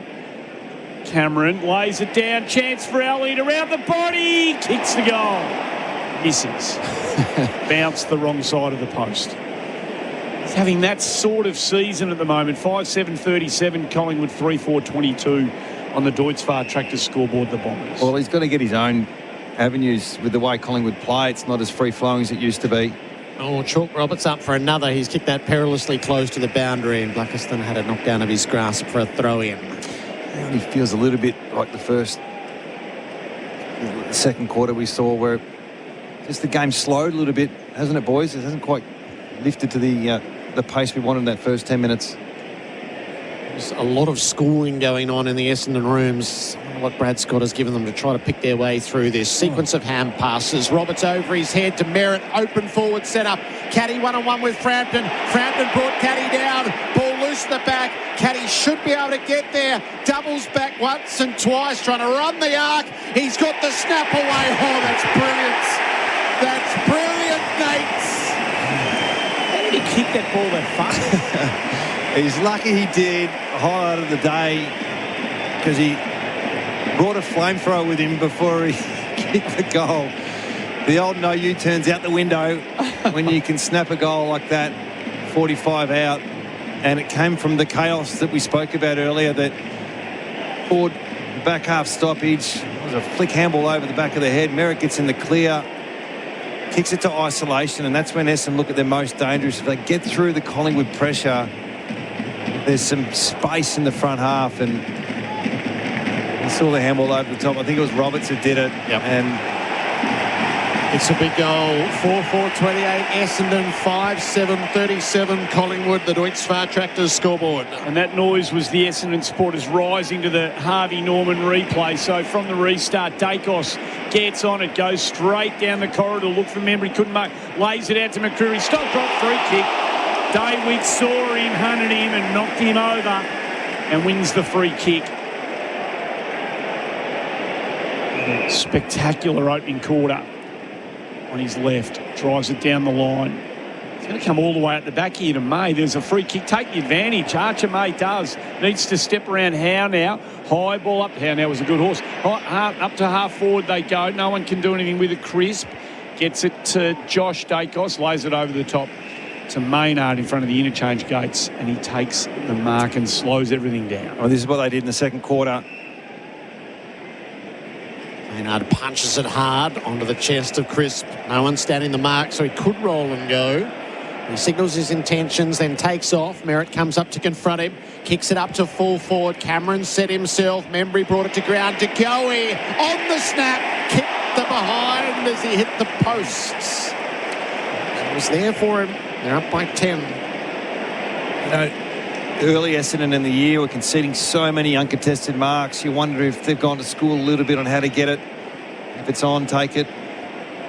Docile defending then by Essendon too. They're all just sort of standing around watching De Goey peel off that aerial contest. Parrish, he's had a very iffy day. Pushes, he kicked it, but Langford just inside the line. Plays on straight away to Sharp.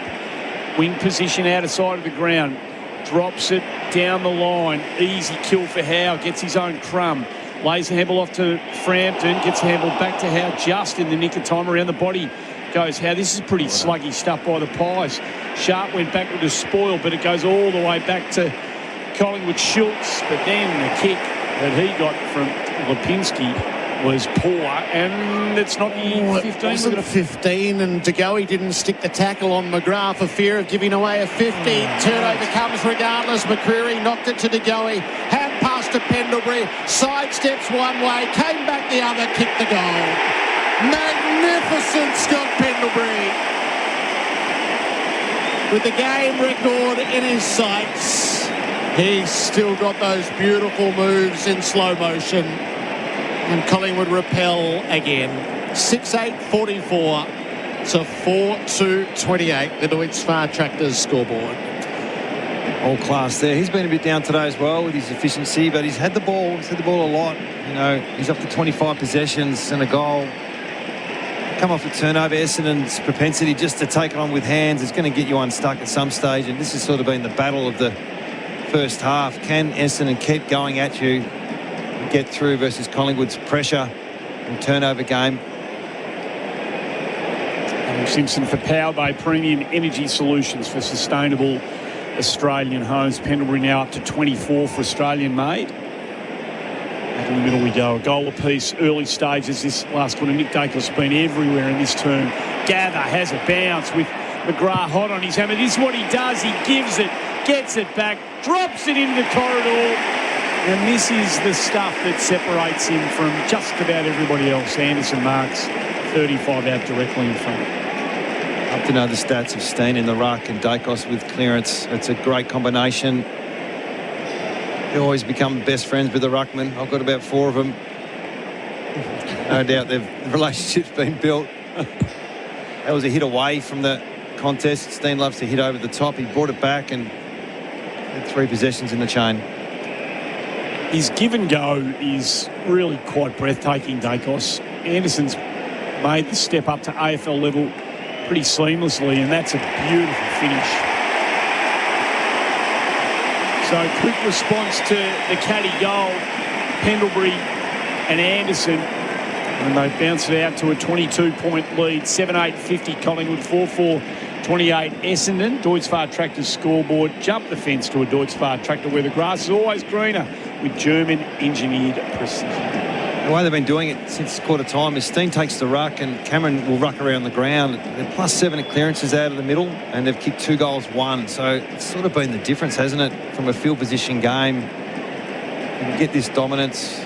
Wright's not really a bona fide ruck. He doesn't really want the contest and Steen just wants to fly kick him every time he jumps. Yes. Both players for Nutrient Water, your irrigation pump and filtration specialists. Angus Anderson. Steen and Wright go at it again. Steen up, clean tap. Pendlebury tries to bobble it forward and gets it off the ground. So he took a yard or 2 more than was there and he's still going. Anderson lends a hand. And he's tackled to a standstill once he picks it up. So dangerous, doesn't it? In the middle there. Set a half forward for the Pies. Cameron does this piece of ruck work. Durham put his head in the hole. Nick Dacos held him up. Blind hand pass. Steele gets there first. Kick was smothered. Ricochet inside 50. Elliott sleight of hand. Nick Dacos taken to ground without it. No whistle on the play. Blackiston hand pass. Sardis took a while to get hold of it. Out to Caldwell. Same for him. Up to Merritt. On to Sardis. Needs Blackiston on the outside. Confronted. Back to Sardis, who's hot. Works it away to Farrow. Out the back to Reed. Stuck at half back. Confronted. Measured the kick off well. And Sardis has the job to find the way forward. Oh, it was high. Heavy-duty stuff from the Bombers as they find a bit of peace in the middle of all of that. Up towards half 40 goes. Massive fly from Caddy. Sat on the head of a couple, couldn't take the mark. Merritt gets the crumb. Just puts it beautifully into space. And Peter Wright's got no choice but to run onto the footy and mark 49 metres out directly in front. Fascinating battle, isn't it, with Wright slipping forward on Cameron, who went to the contest. He's a natural forward ruck, Wright, trying to play as a ruckman, and he just got ahead of the play at the right time. Merritt gets his hands on the ball and Serge kicks to the top of the 50. Mark uncontested. He's generally very good at this. The 52 or 53 that he's going to have to kick it shouldn't be a problem. A very good set shot, kick for goal. Drop punt's on its way. He's pushed it out to the right. Tom's playing the ruck, though, Andy. You just get a little bit more fatigued. You don't have the same freshness in your legs with these long shots. 4-5 to 7-8. Deutz Far Tractor scoreboard. Maynard into Howe, into Pendlebury. This is straight up the channel, and on it goes to Anderson. He thought about the link-up run of Frampton. Realised probably better just to check the kick up to Elliott. Elliott's on the worn wing, adjacent to the centre square. He's going to pump it to the hot spot. Let McStay have a fly. The crummer is Steele, and he has nerves to match the name. His second Anzac Day goal. And Collingwood have found a decent buffer. That's 27 points.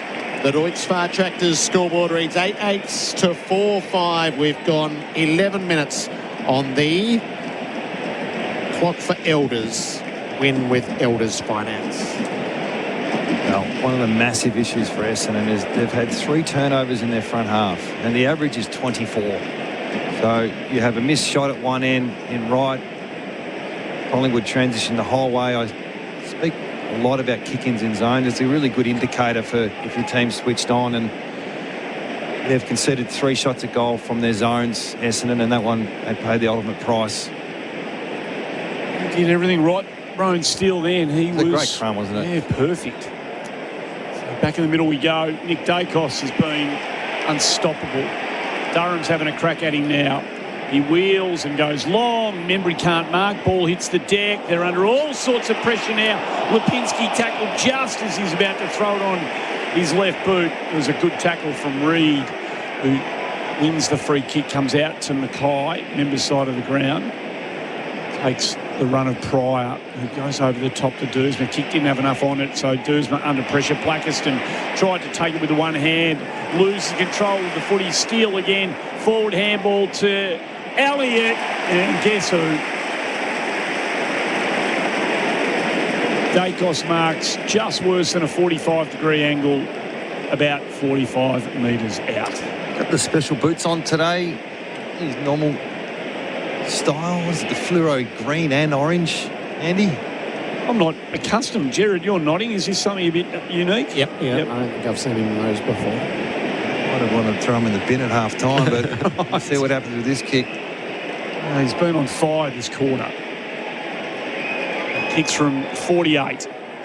He's tugged it to the left. It's trying to come back. It just hits the post halfway up. That's been silly. That does happen. If you've got new boots on and you've kicked 4 points, you need to reflect at three-quarter time. Get the old ones out of the bag. 8-9 to 4-5. So the Bombers are spending all of their time trying to work out of defence. Even the thought of constructing a goal seems a long way off. Pryor from the back pocket. Kicks it long right, lopes up, moved underneath, and Cameron takes the contested mark. You're looking a bit tired too, Jared. In this uncontested game that Collingwood play, it's hard to defend. You spend all your time trying to man up and work your way through. When you get it back, you've got to rebound from your back half. A kick mark into centre field, and Crisp loads it up to the 50. Cameron's coming back with the flight. McStay! Clean hands on the lunge forward. And they are about to put a gap in this game, you fancy. There's a class differential here. McStay and Membry really have been non-existent today. He's coming up for his third possession, McStay. So you want to make the most of them. Slight angle to the right. 30 out. McStay jabs it through. And Collingwood establish the gap in the game. It's 34 points.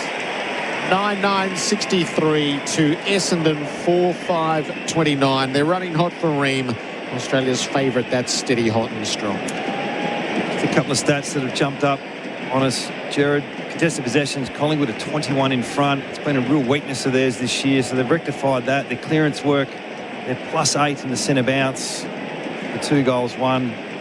And the turnovers, they've had 15 turnovers in their front half to Essendon's 3. So just in a nutshell, those small stats are quite significant.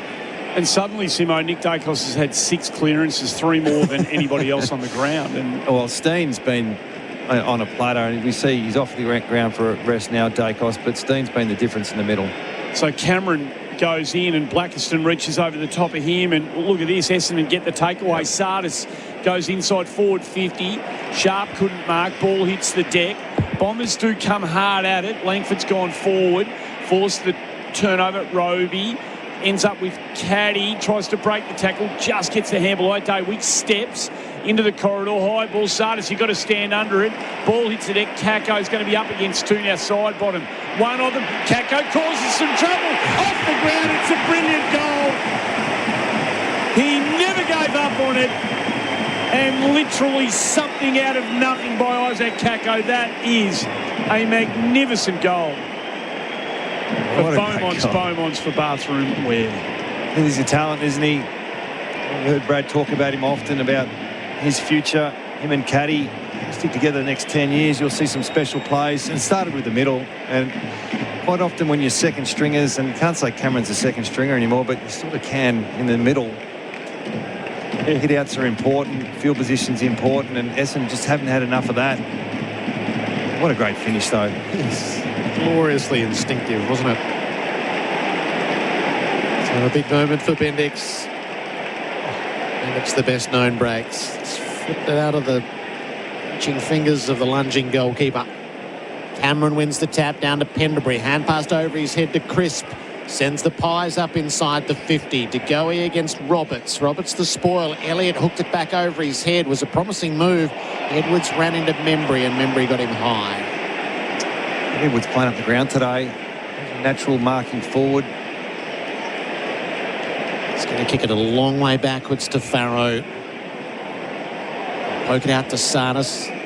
Just had the carry to get there. Farrow's kept going to receive 40 out from defensive goal. Has to back away. The play they struggle at, Jared, just the slow play. Trying to get it going quick. Long down the line. Sharp, who was left to fly. Howe up over the top. Planted the knee and the hip and rose gracefully as he has done all these days. Howe points up inside the 50. McStay's his target. Again, clean hands. 2 good moments for McStay. And plenty there to admire the work of Jeremy Howe. Mackay just got a bit lost in that aerial contest then. He didn't play for Harvey Norman. He got himself in a terrible position. A much tougher shot, wide out on the right. Step inside 50. McStay caressed it out across the face. Through for a behind. 29-point leaders, the Pies. The Deutz Far Tractors scoreboard. 9 shots to 19 at the moment. And some gettable ones too. Yeah, they have. Roberts to Reid, back to Roberts to Sardis, still inside defensive 50. What's Roberts up to? 31 possessions. Pendlebury's had a season high 29. Long ball to the logo. Frampton had a couple of bites, couldn't complete the mark. Langford thrown out of the contest once the ball had spilt. And the umpire, with maybe a slightly tardy whistle, says I'll pull it up. From the members on the Anzac Day logo. Sardis was good. Out to Dersma, out to Parrish around the body, but it's the kick just floated a bit on Maynard. He's good enough to go back and get it. Quaynor knew that he would, ran to receive, got it. Lipinski over the top, he goes. Steen has to reach down, then handballs it over the top into a bit of space. Pretty speculative in the end. Sardis to Parrish. He toe pokes it down the line, made it hard for Langford. It's coughed out the back, comes to Roby. Goes import to Day Wicks. He had to reach for it. Dersma puts himself in a receivable, usable position, but then the handball was no good to him either, and it fumbled and bumbled around, and on the edge of the square we'll have a ball up. The great teams don't do that. No, when the good teams get in those modes, it's a lot cleaner than that. Blackest on the tap. De Goey first access. Crisp coming through. Hand passed into the middle. Roberts backed himself, won the footy, got it to toe, but Howe left his man Langford, and he takes the intercept mark. No damage done. Langford's been disappointing today. Don't fight a shot at all. Crisp out to Perryman, running off half-back. It's the pass up to Pendlebury for another. Pokes it forward for De Goey. Has a look deep. Kicks it up for Elliott to have a jump at. McStay arrives late. There's some holding on. It's going to be an Elliott free kick, I fancy. Against El Houli. Yeah. Just. It was a fleeting arm. It was high. A couple of behinds only for Jamie Elliott. Left forward pockets. 25 out. Come on the J-curve. Elliott takes his shot. He's on the board now. Collingwood again by 35 points. The Deutz Far Tractors scoreboard 10-10-70 to Essendon 5-5-35. And the clock, the Elders clock. Win a $10,000 travel voucher with Elders Finance. Has 6.5 to go in the third. Well, a bit sloppy earlier on from the Bombers. They had opportunity to shape their way through the chaos. If they're going to get good at that play, if they're going to rely on it, keep training it. Some younger players in this side can't quite handle the pressure situations today. I'm just saying when the moments really matter, they're not quite up for it.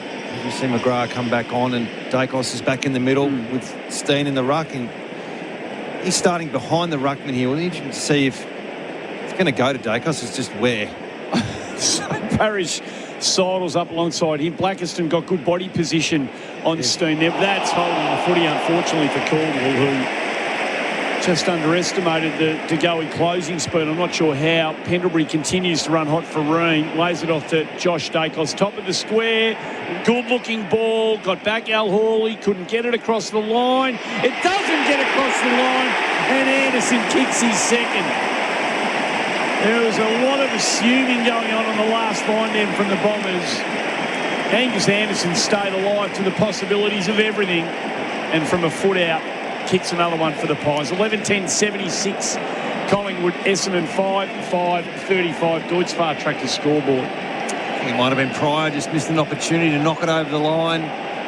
Tried to do the old backhander, doesn't come off, but it started with the De Goey pressure and tackle. Blackiston in the ruck looks a bit different than Wright. I think it's a better look. But to go is pressure, and really Collingwood, it's been a low-pressure game, but when it's really mattered, I think Collingwood have stepped right up. You see it, possible centre bounce infringement with Essendon, and things start to happen now. When you're 40 points down, you're trying to make some moves, push a few buttons if you're the Bombers. Pendlebury's had 30. His career high is 42. Imagine how preposterous that would be. They get to work in the middle. It's on. It's right on. He's got it again. Gets a hand pass away. It turns over. It still counts as a number. Sardis is on the break. He has a bounce. Kicks for full forward. Quaynor's got good position out the back. Brought it to ground. Perryman's there. Caco's lurking. Ducks back. Broke a tackle. Opened it up. Almost got run down. Hand pass was just a bit too fierce for Caldwell. He's the one trying to make the play, though, Caco, and he'd encourage it all day long. Quaynor brings it out, kicks it long down the line. Good position from Reid, but he dropped the mark and the ball's in disputes. Schultz fed it out the back. Membry worked it up. McCreery keeps himself clear of Roberts. Back to Membry, into Anderson. McCreery's kept on going. Well, Pendlebury's wide open in the middle. Kid didn't see him. Ball loose. Lipinski fed it forward. McStay ripped the ball out to Mackay. McStay dragged him to ground. McStay keeps going. Anderson has a shot at his third. It floats across the face. How wide open was Scott Pendlebury for that entire duration, Simone? Oh, that's part of the smarts from Collingwood. Obviously experienced players. They know how to get on the outside, but the Essendon defenders, plenty of time for that. That was a turnover in the forward pocket for the Bombers, wasn't it? They managed to transition the whole way, and Pendlebury's just finding so much space. If you're betting in the run, I'd love to be on him for the medal from here. There'll be a number that's just irresistible. Yeah, because of game 431, 10 score involvements. 10 score involvements. Yeah, the numbers are stacking up. There's no doubt about that. A couple of short balls between Pryor and Roberts, then the long one out, easily put over the boundary line by Collingwood. Just hasn't been efficient today. Nice goal, but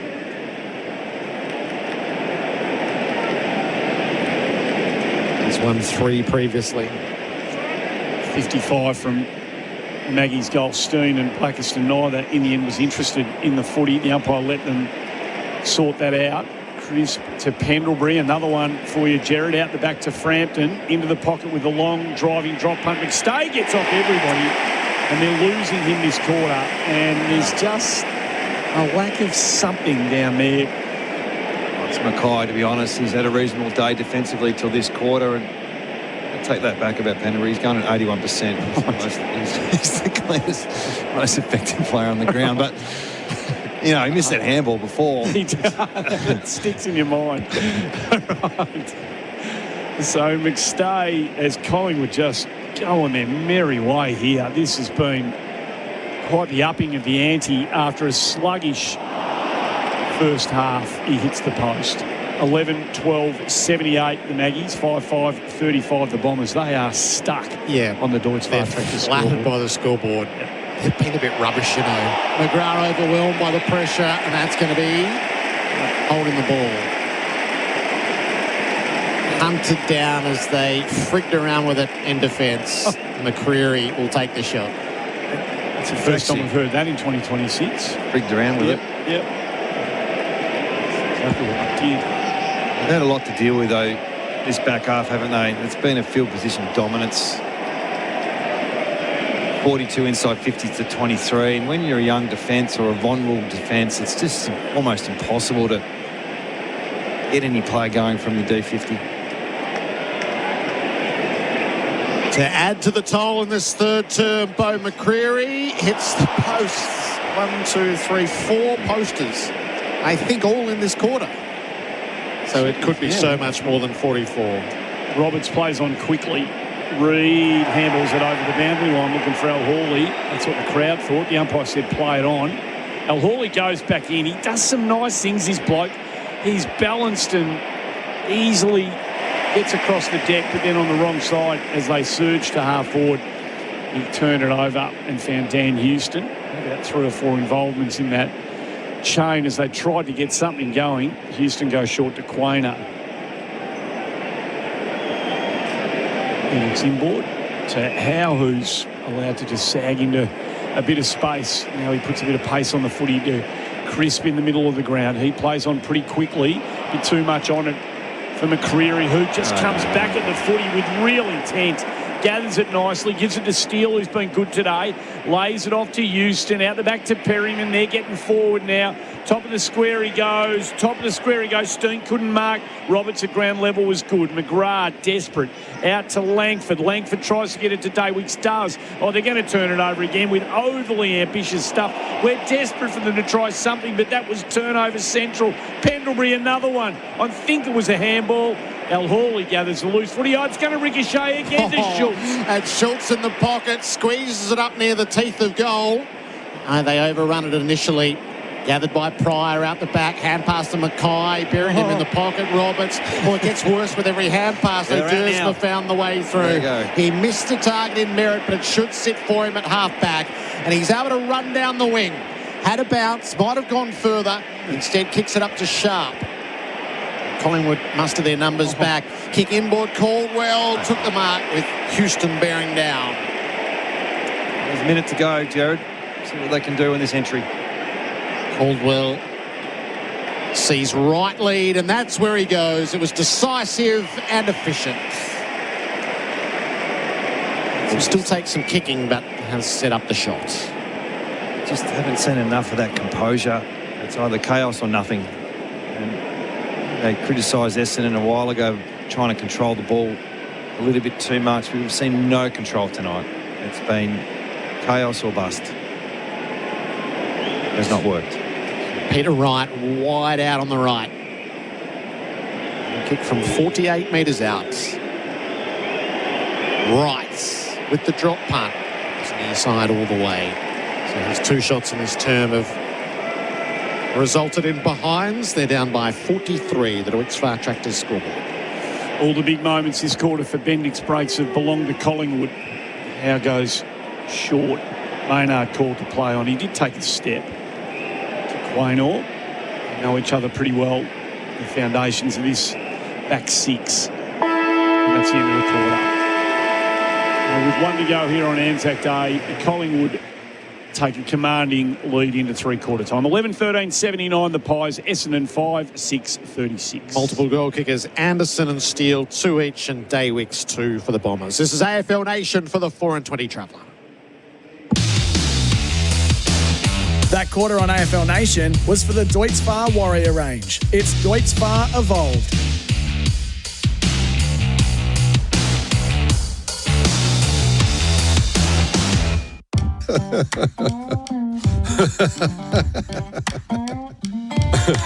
The Musso Factory Bonus is available now, where you can save $5,010 on any MY26 Musso, excluding EV models, starting from only $37,490 for the ELX and only $46,490 for the top-of-the-range Ultimate. Mate, you're laughing all the way to the bank.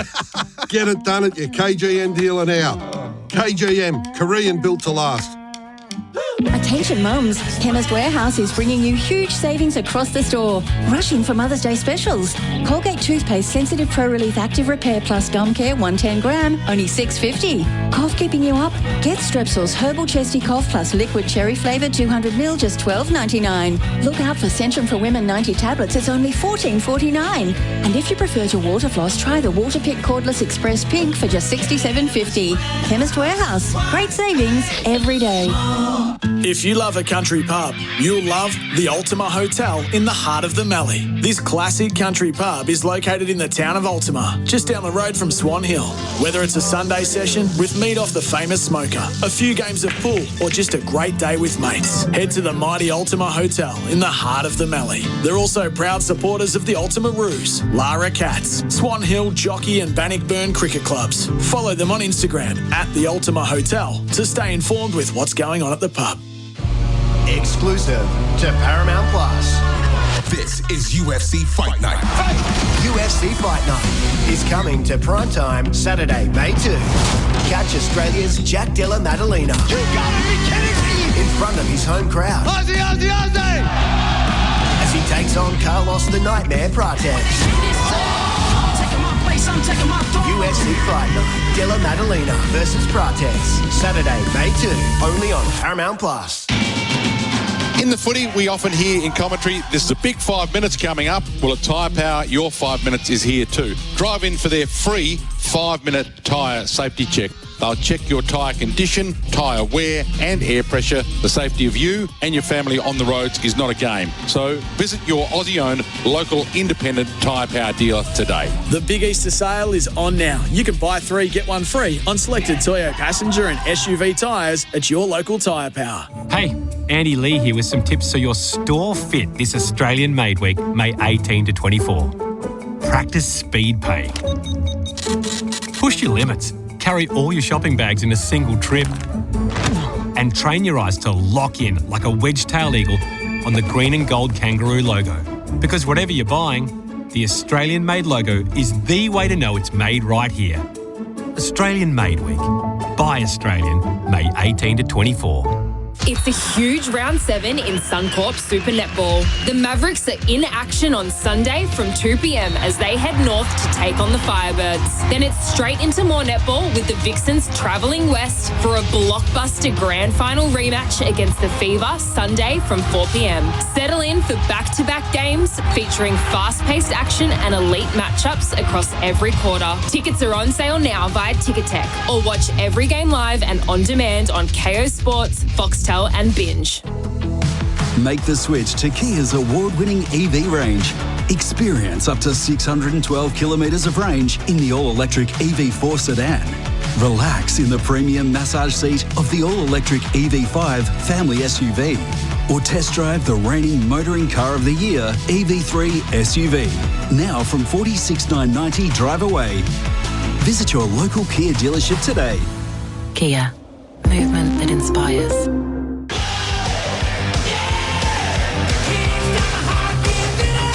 You're listening to AFL Nation for 4 and 20 Pies, Australia's original fan food.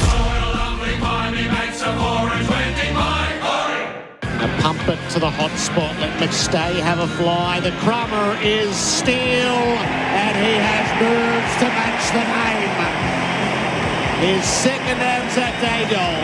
And Collingwood have found a decent buffer. That's 27 points. Caddy tries to break the tackle, just gets the handball. David steps into the corridor. High ball, Sardis, you've got to stand under it. Ball hits the deck. Caco's going to be up against 2 now, side bottom. One of them. Caco causes some trouble.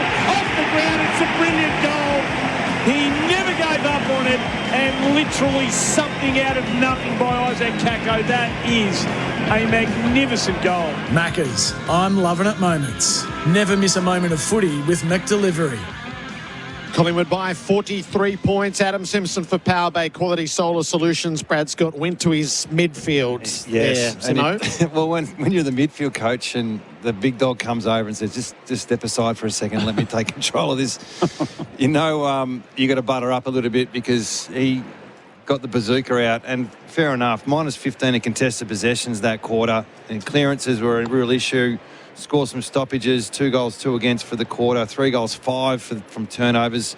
They're not defending well, Jared. They're not defending well throughout the midfield, and you just can't rely on your back half transition when you're a young Essendon side. So look for a response from some of their players. And if you're Collingwood, it's been a very mature game, really. They've met them head on in the first quarter. Handball receives, handball meters game was through the roof, and they've just managed the game really well to hold a significant lead at 3-quarter time. Final quarter about to get underway. AFL Nation for 4 and 20 Pies. All the numbers this term on the Mates Internet and Mobile scoreboard. Let's see what response there is from the Bombers, who are a mile back. Blackiston got the tap. There's a whistle. What's going on here? It's an Essendon free kick to Parrish. He goes and gets his kick up inside the 50. He's got under it. Maynard made good position. Houston Roves underneath. Nick Dacos is there over his head. Maynard cleverly knocked it inboard. Houston links it up with Josh Dacos. Scrubs it into the middle. Pendlebury's going to come onto this. And there's no one ahead of him toward the 50. Go on, old fella. No, he gives the hand pass to Goey, who'll finish the job. DeGoey with his second. Pendlebury's a sure thing for the medal as I can think of. He's going to win his 4th Anzac medal from here. I was actually thinking, you know, it's a long year. He's had a great game. They're going to win. when do you park some of these players who've, 37 years old, or you just let him go and try and get him to win the medal? You probably do the latter, but there might be a certain point in the quarter where it starts to manage him a little bit. Depends what your plan is in 5 days' time for Hawthorn. Is he playing or is he not playing? And they will have already decided that prior to today. Well, he's gone forward, which is, he's done that on occasions today, but the damage he's done's been on ball. Adam Simpson for Power Bay Quality Solar Solutions, AFL Nation for 4 and 20 pies. Could make a mess of Essendon on the scoreboard here if they've got a mind to. Josh Dacos as the ball spits away from the centre, ball up, gets it at half back. Driving footy up towards the arc of 50. El Hawley again goes back with the flight of the ball, takes a good mark. I like him. I think he's got a bit on it. Yep. Caldwell, short, sideways.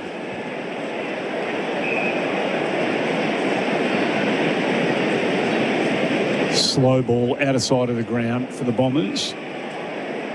Farrow on that left foot up toward those, just kicked it out. Ran out of space and ideas and had to kick it.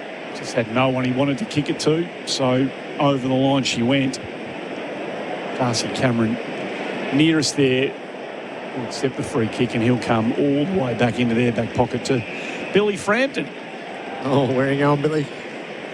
Finds Nick Dacos, ran hard to open up the space. He jabbed that ball into centre field for Pendlebury, who sweeps the hand pass on to Perryman, who plays it up to centre half forward for McStay, who gives it off to Anderson, and Angus goes whack and misses to the right.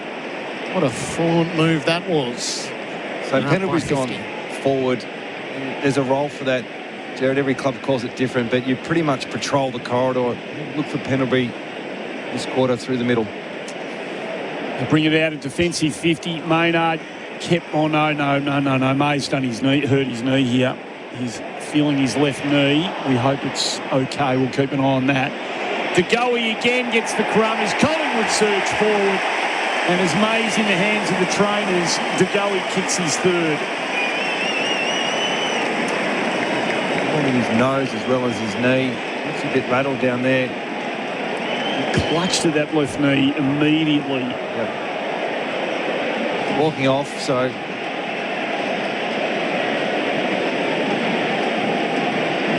he's okay, but the goal in itself, I mean, the DeGoey play was just exceptional. Misses a Elliott hit up lead. He just burst through 3 players like they weren't there and finished off a pretty clinical goal. Alarm bells for the Bombers right now. Just lost a player. Hopefully not for 2 at a time. Really getting ugly now, Jared. Yeah, the tons on offer for Collingwood, which has been rare. 13-14-92 to Essendon. 5-6-36, mate, internet and mobile.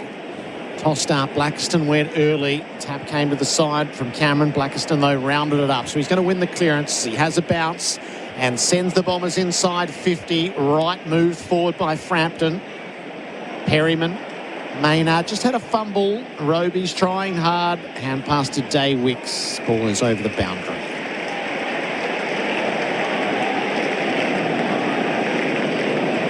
The crowd has thinned considerably at three-quarter time. It's a Bombers home game. Some have seen enough for the afternoon. The throw in. Cameron won it down to the front, put his head over it, won it. Josh Dacos, Perryman, Josh again. Hand passed over his shoulder, not as effective as he would have liked.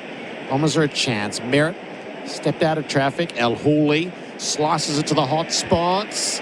Up went Frampton. Ball to be won underneath. Kako did. Released it. Not to advantage, though. Pendlebury's there. He got a hand pass away. Merritt is onto it. He's dragged down by Anderson. Stern stuff. Langford offloaded by Steele. Collingwood keep their numbers around it. Anderson and Josh Dacos, who places it well for Membry, defensive side of the middle. A surge forward, and there's always that sagger to get that short ball. Houston it is, and Pendlebury again gets another one. Mark handball, middle of the ground to Maynard. Goes to side bottom. He can run to 48. He's got a loose in the pocket, and he finds him easily, and it's Beau McCreary. Will go back and presumably have another shot at goal. He's kicked one for the day. Could have had another one or two quite easily. Go around the body from about 30 out. 8 to 10 steps in from the boundary line. Gets into his movement now. He starts it out to the right. And it does work back late. Expertly done. And McCreary's got a couple. Collingwood have kicked 3 in the first 6 minutes of the final quarter on the Elders clock. Mate, internet and mobile. 14-14, 98 Collingwood, 5-6, 36 Essendon. Well, for any aspiring young coaches out there or players who want to play a role, Pendlebury's role now is to play as a high half forward. We used to call it high link back in the day, and it pretty much means run up and down the corridor. Don't worry about where the ball is. It'll come to you eventually. And fortunately, his direct opponent gets sucked into the ball being on the wing. He just waits in the corridor for a turnover, and that's all about playing your role. He knows how to do it well in the midfield, but also knows how to do it as a forward. Got Pryor on him at the moment. Let's see what happens.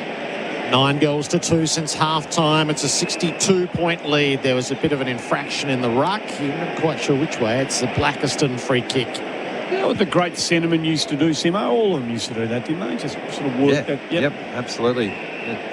By design, sometimes it was just the plotters just hang around the square. Forward to the middle to Durham. Out onto the right boot.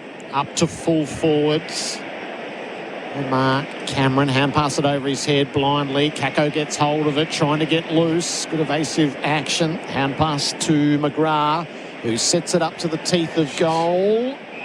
There's a free kick for Shepherd. It's going to be an Essendon ball.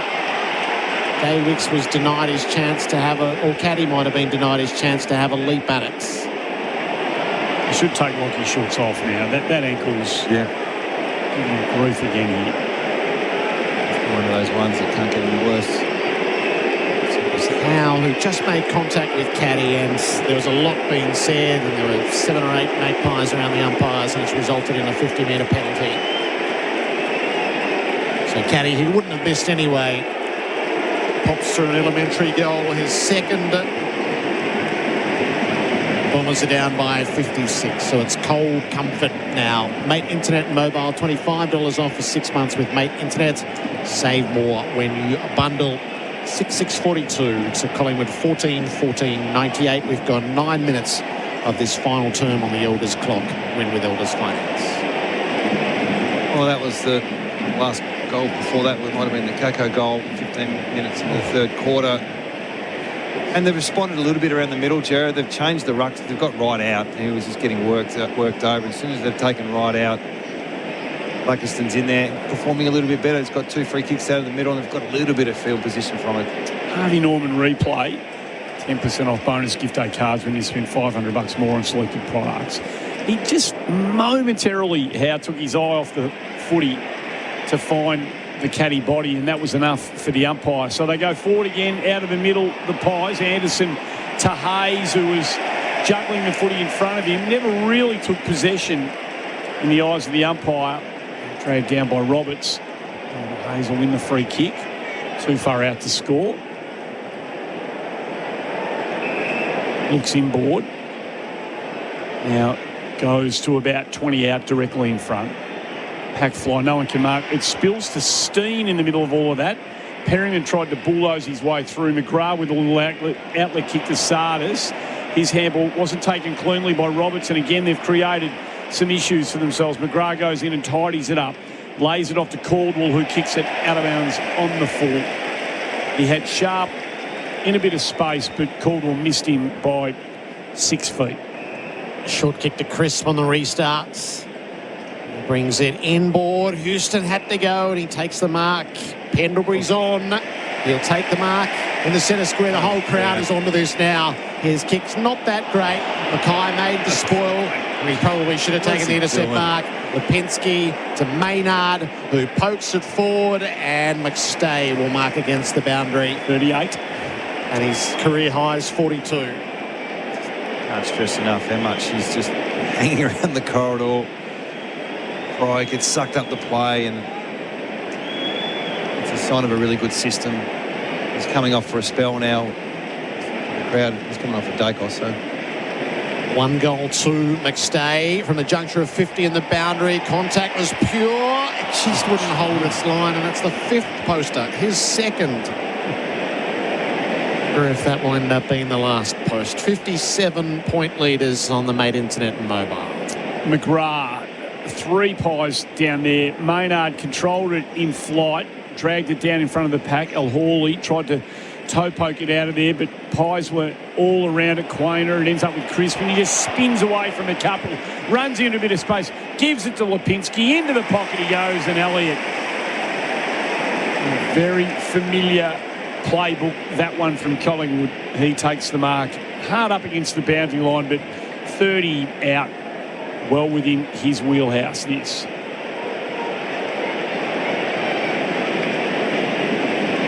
Kick 1 in the 3rd. It's been a domination, really. Scoreboard probably doesn't underline just how dominant Collingwood have been.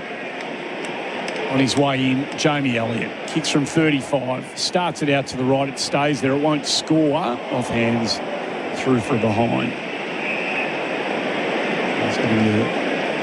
No, it's gone out of bounds, I beg your pardon, it didn't review it either. No, Jared, just got on with it. Cross inside the boundary, up behind post, he'll have a throw in. Thank Evans.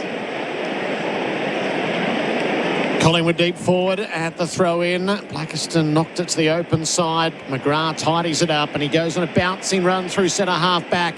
Kicks beyond halfway. Langford's been stone cold today, but he takes the mark in a one-on-one duel. And gets 50. Is it Lipinski? Looks like it's Lipinski, and Langford's going to get marched to 20 metres out. Directly in front. So Houston did the right thing, and Lipinski has run through the protected area. He's not chasing the player. He was leading the way, so he can't do that.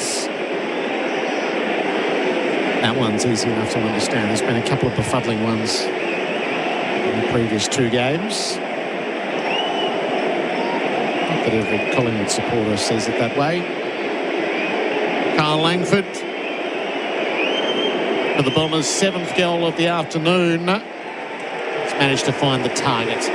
7-6-48 to Collingwood, 14-15-99. If you like your fun facts or silly stats for Australian-made, Scott Pendlebury's the first player 37 years or older to have 37-plus disposals in a game, which must be the equivalent of shooting less than your age on a golf course, something like that. Crowd will be posted as 92,231, Anzac Day 2026. Well, I mean, Essendon have done it interesting way in the last quarter. 2 free kicks, 2 50-metre penalties, but Brad to be looking for a response. I know it doesn't count like much, but they've got Brisbane next week. They've got to get something out of this game. Can they win this quarter is probably the goal for them. Adam Simpson for Power Bay throughout the afternoon. Scott Pendlebury back on and in the centre square. Steen climbs high, goes out the back to Nick Dacos again. He lays the handball off to his brother. It's uncanny. He goes out towards half forward. Schultz stays on. He gets hurt and then he pushes through it. The handball to side bottom off his boot. He sort of did try to trap the footy, manner of attempts, and it does go off his boot out of bounds. So the free kick to Essendon. And short to Farrow and half back. And a great experience for these young Bombers. Not a great day on the scoreboard. They'll have plenty more of these before they hang up their boots.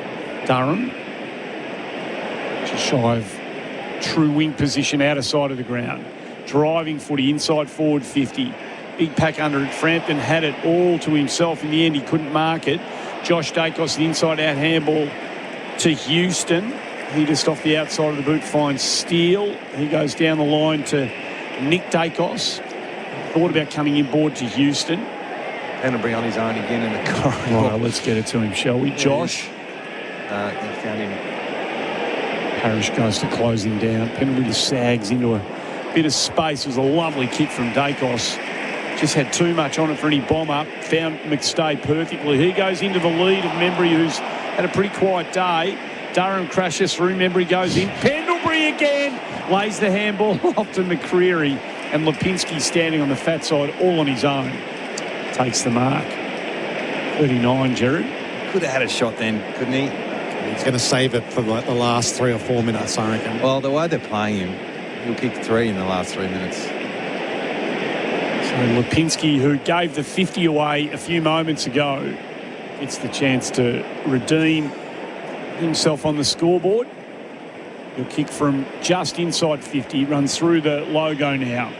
It's a good-looking strike of the footy. That's a beautiful finish. It's their 15th on the board, 30 scoring shots, 15, 105. They've had some productivity today, 7-6-48, Mate Internet and Mobile scoreboard. First time they've topped the tons since round 18 last year against Carlton.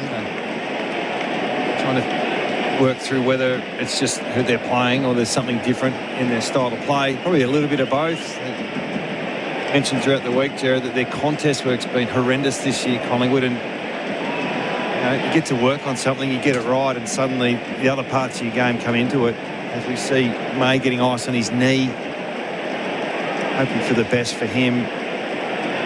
Pendlebury back in the middle now with Dacos, so they're looking to really leave a scar in the last 5 or 6 minutes. Well, there's still 10 minutes to go. Merritt and Pendlebury side by side.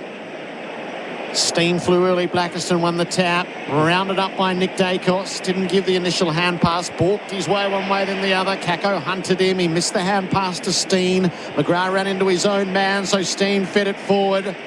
Chris works it wide. Lipinski will take the mark again. Just simply reprise the deed.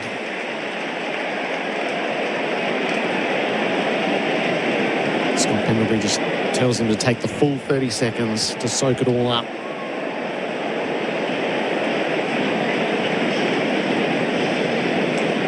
There were 5 goals, 6 at half-time. 15-15 with this shot to come. Lipinski for 2 in a row.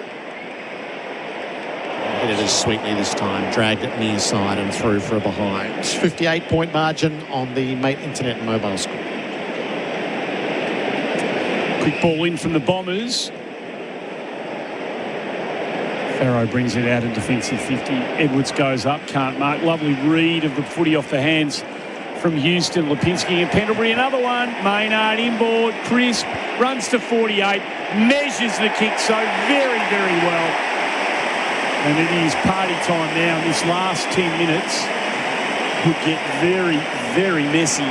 Crisp in his first of the afternoon.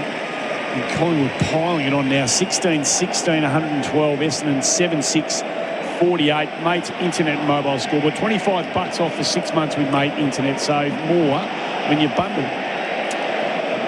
Well, Roberts is still number 1 ranked player on the ground with 138 points. Pendlebury's second. But the collective, you know, they've still got probably 12 or 13 premiership players out in the ground, and it's clearly a talent gap tonight. And the system looks a lot cleaner for Collingwood. They've done different modes. They were happy to embrace the handball game. And that roars as the scoreboard shows 40 disposals for Scott Pendlebury. So back into the middle we go. Tap goes the way of Nick Dacos. Loads it up deep. Cameron cleared the way, brought it to ground, side bottom, slapped it on. El Hooley dragged off his kick. It'll fall. Pendlebury gathers. That's 41. A hand pass out the side. Schultz kept it alive. Brilliantly done. Side bottom, Lipinski. Cameron, here's 42. Career best equaling, and it's a beauty too as he drops it on a dime for McStay.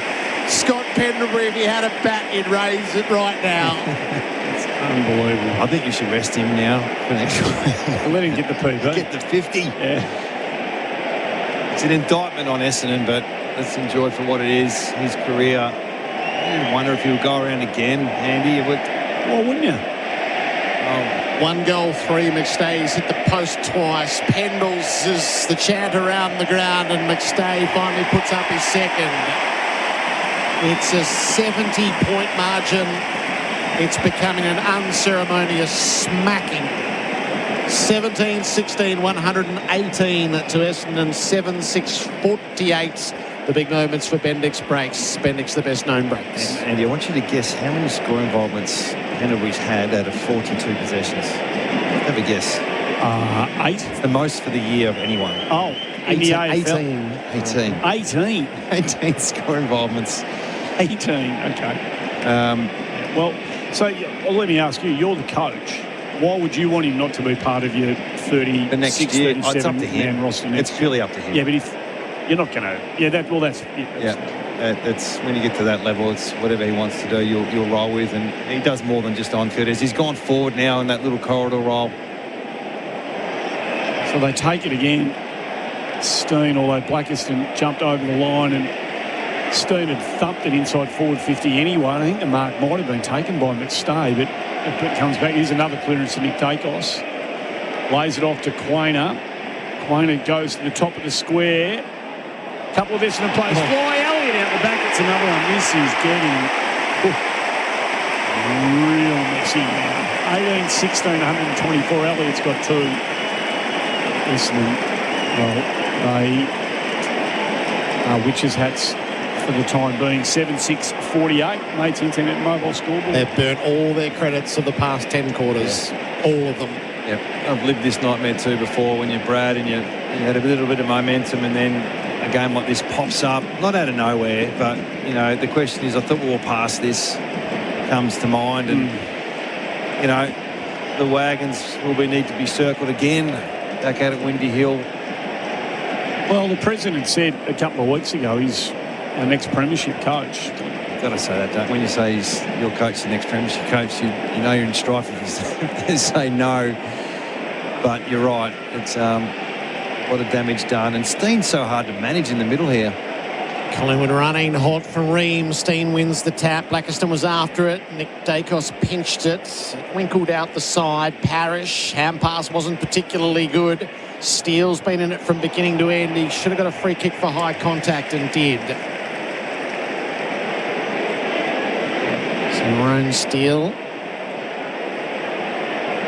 He's going to kick it to the hot spot. De Goey went one-handed. Fed up by Pryor. Kick was smothered. Now De Goey's working towards it. Didn't get it. Merritt, Pryor out the side. Sardis just ignored Farrow and went a bit longer to a contest. Wright and Frampton were deeply engaged with each other. Perryman, Frampton, Steele. Kicks it up to half forward. Cameron's got to make the contest. Roberts backed himself. Flew, didn't take the mark. It's a free kick and it's going Collingwood's way. It's Cameron's ball. Nick Dacos wanted it. It's a very rare moment where he didn't get it. Not initially. He gets it now. It's a bit harder. Steele's getting plenty of it late. He tosses it up to full forward. Side bottom had a rise. No, he didn't get the first bite, the umpire said. So he just kicked the goal anyway. He kicked the goal anyway. And Steele's side bottom lifts Crisp up in the aftermath. It's a rout. And the goals are coming at a great rate. 82 points, and there's still 6 minutes to go. Ruthless tonight. Yeah. Spoke about the 100 points. They might win by 100. Jared, 8 goals, 3 this quarter, 2 goals straight. Those 2 goals were free kicks. -4 centre clearances, -10 contested possessions for the Bombers. 7 goals, 2 from turnovers for the Pies this quarter. They are the epitome of running hot right now for Ream. Install What's the the opposite to running hot? Yeah. Running cold. And frozen at the moment. They are dispirited and defeated, and they can find nothing right now. And again, McCreery steps through a couple. Nick Dacos again to his brother again. Lips it back to McCreery. Dispossessed. Ball knocked out in the tackle. Parrish goes and gets it to Blackiston. Threads it through to Durham. They can get out the front here with a bit of luck. Roby goes into the pocket. Nice kick. And even then, Howe is making Langford earn it as he takes the mark. 35-40 out on just worse than a 45-degree angle. 15 inside 50s to 7. They're getting cold down there, those boys. Haven't had enough supply at all throughout the day. the soft tissue battles over the years. Kyle Langford hit one earlier this quarter. Certainly capable of making it another on his way in. Drop punt's perfect. Straight through the middle. He's got 2 for the term. Essendon just take 6 points off that expanding deficit. 19-16, 113. Collingwood 8-6. 54. The Bombers, we've been going 26 and a bit minutes on the Elders clock. Win with Elders. I wonder what the leadership group of Essendon are thinking about this, Andy. I mean, McGrath, Parrish, Langford, Merritt, Cordwell, even Wright. I'm assuming they're the leadership group. They're the most experienced. Mackay. What can you do on field when it gets like this? It's a real challenge to stay positive. They've done a lot today, all those players. Merritt's been pretty good. Biggest margin in these games throughout the years has been 73 points in Collingwood's favour. In 2008, it's 76 at the moment. Blackiston wins the tap. Down to Durham, unloads to full forward for the Bombers. Langford reached up. Quaynor won the footy. Loose hand past Langford. Dragged down by Perryman. Got it to his boot. Roby's kick was smothered by Quaynor. Terrific stuff. Steele and Frampton. He took the tackle and got out of it. And the umpire said it was high. Nick Dacos claims the advantage off to Quaynor, who brings it out to Steen, who links it up to Steele, who sends it on. Oh, this is a beautiful chain. Where's Pendlebury in all of this? He's deep. He's deep. He's gone for Pendlebury one-on-one. Got a hand to it. He'll get a free kick. A great sense of theatre and occasion around it. Scott Pendlebury held high. It's the disposal that will break his career record. It's the goal that will make a certainty of his historic 4th Anzac medal. Scott Pendlebury kicks the goal. His second. Age shall not weary him. It's an astonishing addition to an extraordinary career. It comes on one of the biggest of stages and right on the cusp of breaking the game's record.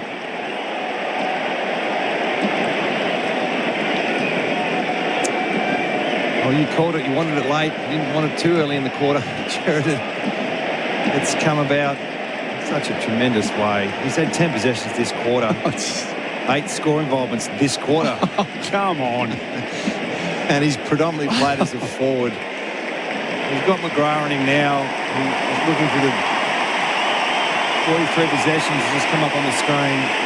He knows it. Well done. Hawthorn, Geelong, Sydney, the next 3. This sets them up to really test their mettle against some of the heavyweights in the competition. This has been a day of celebration for one of their great, if not their greatest ever. But who knows where Nick Dacos is going to sit in that conversation as he gets another handball, sweeps it out wide to Perryman. Steele in the 1v1 v Edwards. He had the reach, did the bomber, takes a good mark. Comes inboard to Dersma. Goes back outside. Roberts, who's had another prolific afternoon, coming up for number 42 for Australian made, but the ball dropped short. Wright couldn't get there. Billy Frampton, who's been good the last couple of weeks, stood his ground, takes the mark, shares it with Howe to Quaynor. He's very short to Crisp. That's what he does. Take this boundary line now, try to open up the corridor if they can. Howe takes the mark again as they chip it around inside defensive 50. Josh Dacos. If there's a bold kick to take, he would have taken it, but he goes all the way back to Frampton. Activated the control mode, and we've probably lost our fun that we were having there for a while. Feels like they've just to park the bus now and take the win. Down the line he goes to Dan Houston. Pendlebury is in the goal square. Yep. 100 metres of space. Nick Dacos brings it out to Cameron, who's going to play it to Lipinski on the near side wing. Collingwood by 82 and they're on the move. Quaynor checks his kick, put it onto the chest of Elliott's. Pendlebury stays deep in the square and they go into the channel instead, and Crisp marks and will take the shot at goal. Yeah, that just completely stopped here, Essendon. 31 minutes played. This for a 10-goal final term.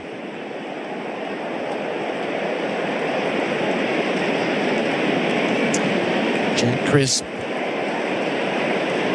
makes his approach to goal.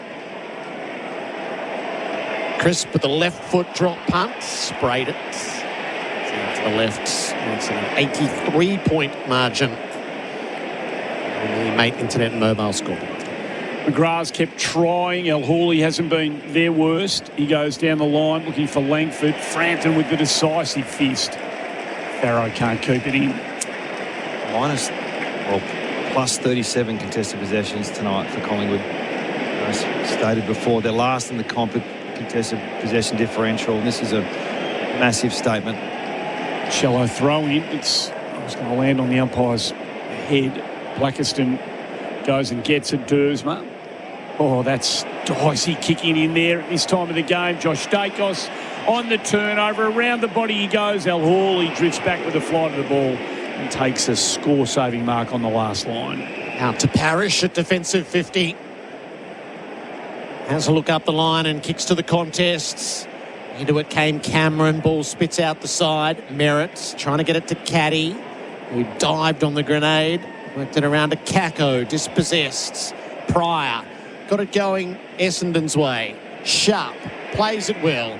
Edwards takes the mark just beyond the 50.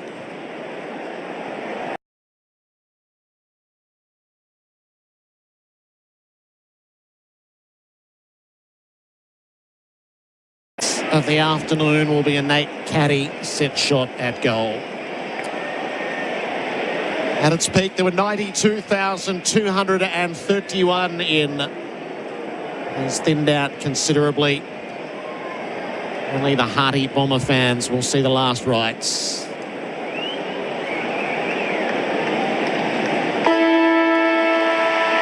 Unforgettable for Collingwood for so many reasons. A humiliation for Essendon that finishes with a Caddy goal. It makes the margin 77 points. And in the legend of Scott Pendlebury, Anzac Day 2026 will live large.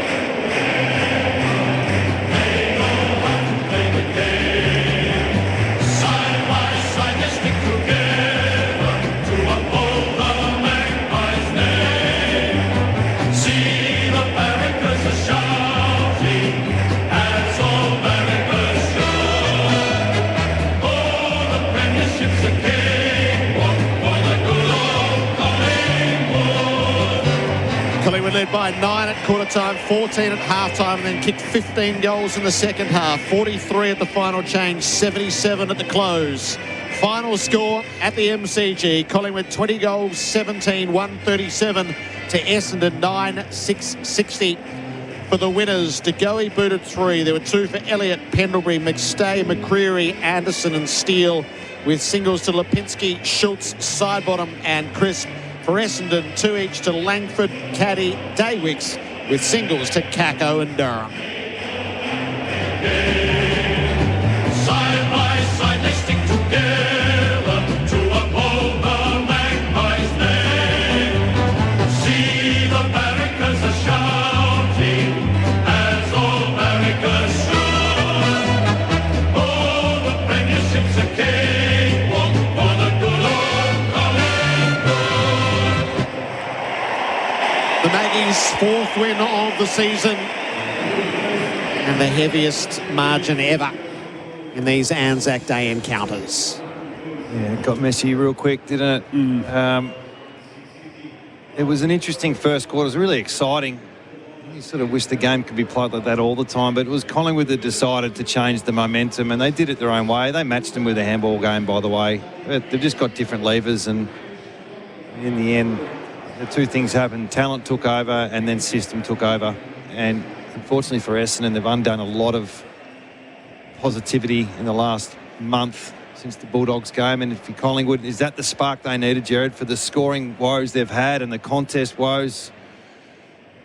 Do they start their little run? Because every club has a sweet spot at some stage throughout the year, and Collingwood haven't had theirs yet. And what a perfect time to start your run. When you're 4-3, it's not like they've been miles off either. You'd like to play Essendon every week, though. Well, they played Carlton last week.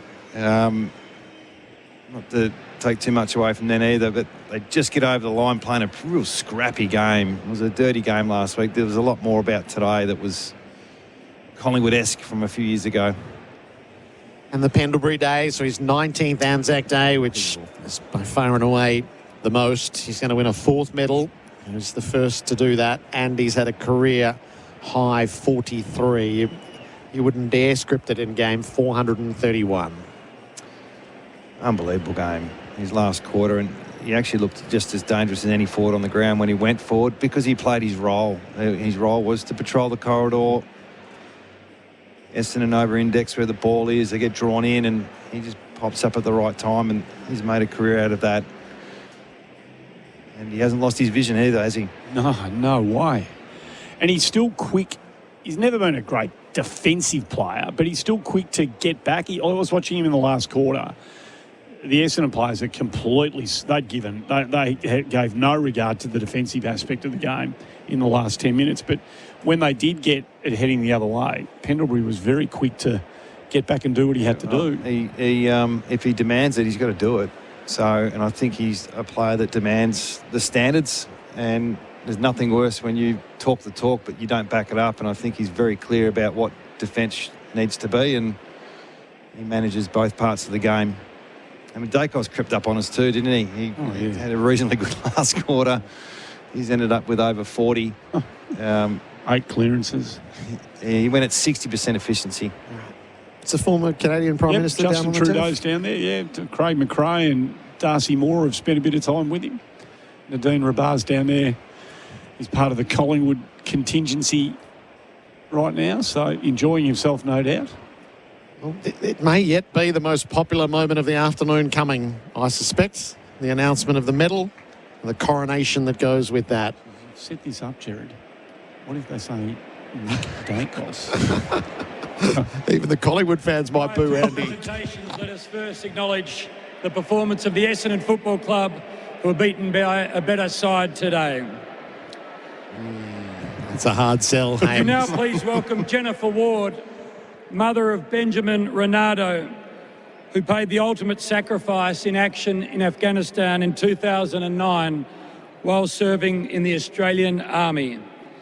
Jennifer will present the Anzac Day medal to the player whose conduct and play during the game best exemplifies the Anzac spirit. Skill, courage in adversity, self-sacrifice, teamwork and fair play. And the winner of the Anzac Day medal for the 4th time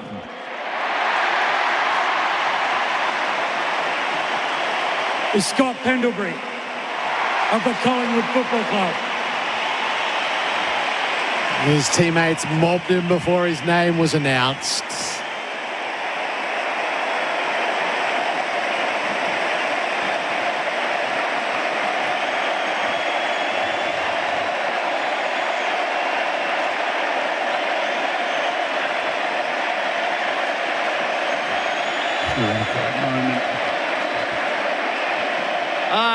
I'd just like to thank every fan that rocks up today on behalf of both footy clubs. You make today such a privilege to play on. The atmosphere you guys create for both sides is unbelievable.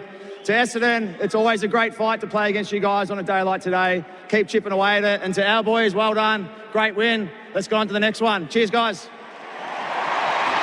Of course, he's got a couple of big days ahead. They'll likely both be here. What a precursor to it this has been. Would you now please welcome Braden Maynard, today's captain of the Collingwood Football Club, to receive the Anzac Day trophy from both President of the Victorian Returned and Services League, Dr. Mark Schroeffel, and Jack Crawford, acting CEO of RSL Victoria. This is a perpetual trophy provided by the RSL in dedication to the memory of those footballers who served in times of war. The names of the VFL footballers known to have sacrificed their lives during active service are inscribed on the trophy.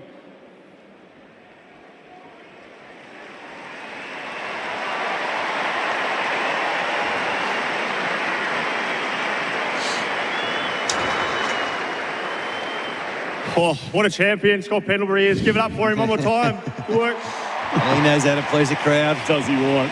Yeah, firstly, just want to say thank you to both clubs for participating in today. It's such a great game. It's more than a game today.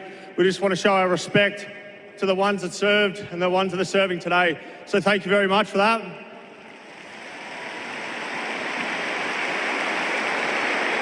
And then just to respect to Essendon for coming today. It's a great game always. It's a massive occasion for all, and it's such a great day to be a part of. So thanks, guys. Braden Maynard. Thank you, Braden. Thank you all very much for coming. Get home safely. That concludes the Anzac Day at the MCG for 2026. Collingwood's 19th win in these encounters. Never been a bigger margin than that. So they're +9 in the head-to-head, as well as the 2 draws that have been played. Collingwood by 77 points.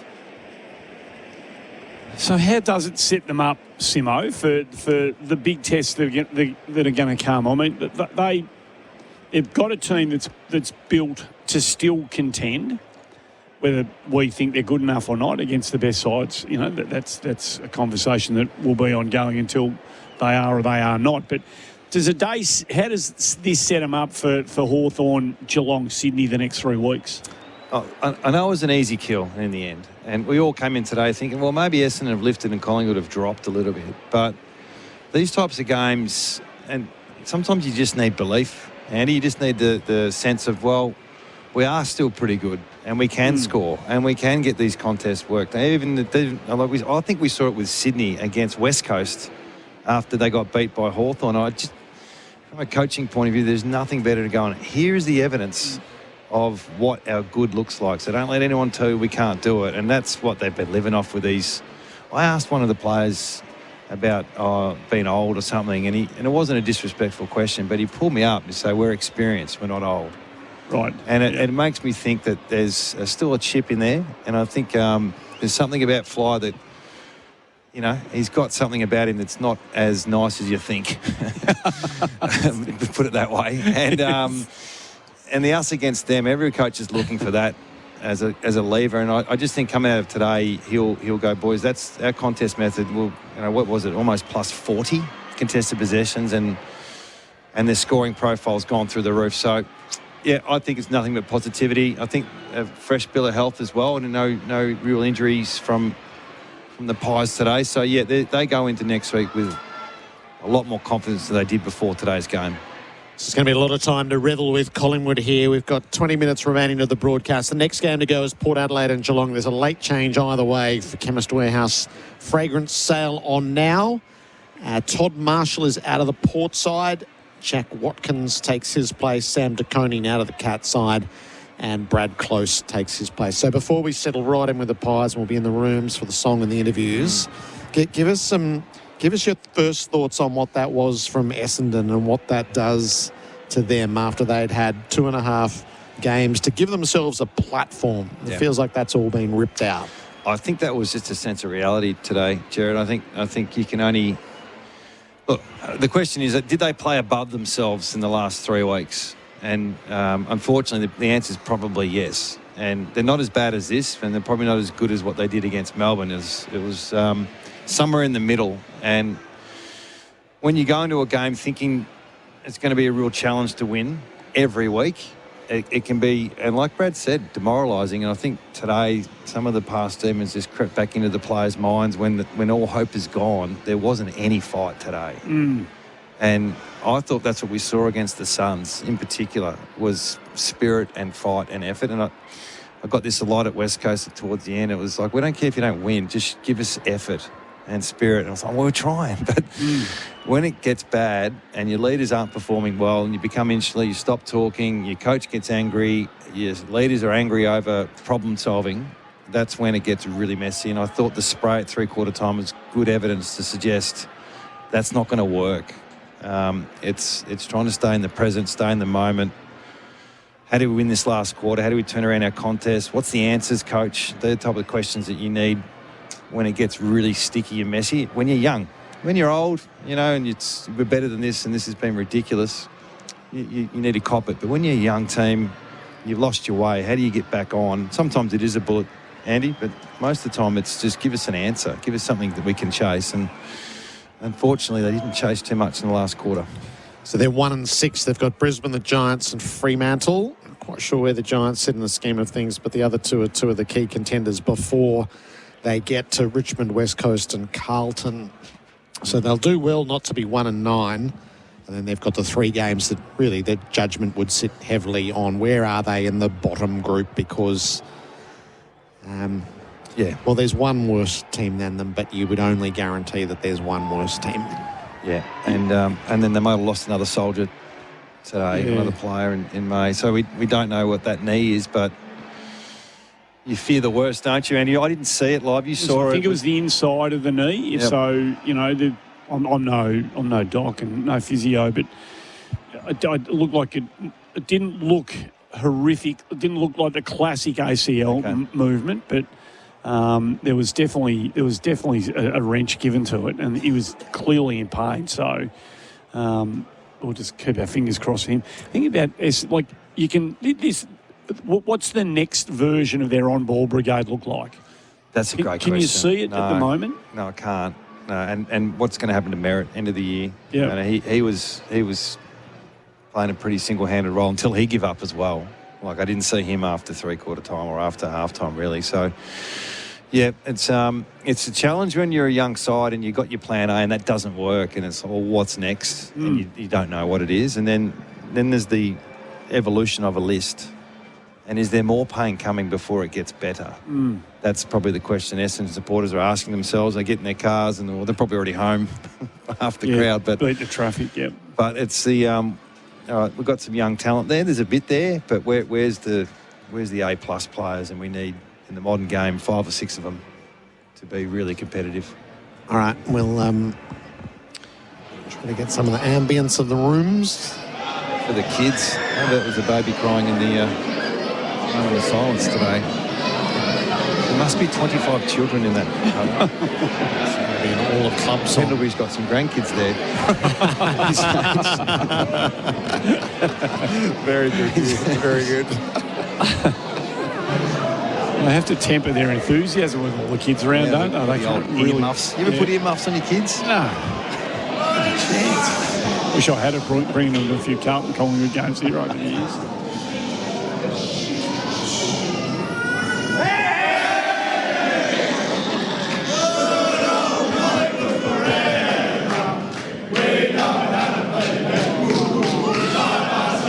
Oh, Jesus.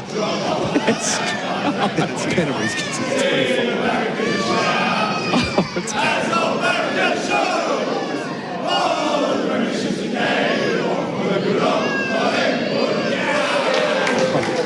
It's not for every kid. Celebrations in the rooms for Tobin Brothers Funerals, celebrating lives every day of the year. So all the kids were welcome there. Babes in arms and up on Dad's shoulders and rocking along. That's great, isn't it? What a moment for... I mean, how old's Pendlebury's kid? 12 to 14. Yeah, sort of so age what an experience for that. Can he play? That's the question. Well, that's the only question, Colin. The father-son might be done by the time he's... Bronny and LeBron. Well, he might be, hang on, fella. He might be a gun basketballer. He might have he might be the one that goes and plays basketball. Was anyone close to father-son? Where was Timmy Watson? How close father-son playing together? They didn't even get close. Brenton Sanderson played with Gary Ablett Senior and Junior. Brent Harvey, how close was Boomer to playing with his kid? Yeah. 3 years. Probably a gap of 4 or 5. Yeah, probably. 6, 7. But anyway. It happens out in the burbs, It couldn't happen at AFL level, could it? Well, he's probably the one that you can do it. Who's next? Well, yeah. Well, so the kid's 14. He's got to play for another 4 or 5 years, presuming the kid's good enough to get 42 years old, playing with his son. But, 5 on the bench, it begs the question, when you have it's a bit like Cameron, when you kick 10, you can't be in your last year. No, that's... And if you have 42 and win the medal, it's sort of... It's sort of what I was asking you before. If you're the coach, you know, and you answer the question perfectly, of course it'll be Pendlebury's decision, but, you know, if you're the coach, you're probably dropping a breadcrumb here or there, aren't you, on the watch? Geez, you're going well, Scotty.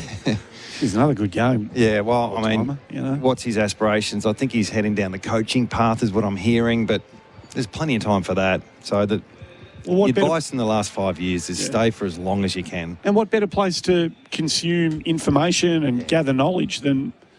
The question comes if you're not winning. You know, if you're out of contention, you're bottom 4 and you're 38 trying to, you know, break some records, that's a bit different. But if you're in genuine contention and your body's sound and you've got a role within the side, you know, you don't want to be given games because you're a Pendlebury. But that's McRae always talks about, I don't want kids, give me players. So they're not going to be bringing in, you know, some top 10 midfielders out of the draft who are demanding to be played. That's sort of not the way they build their list.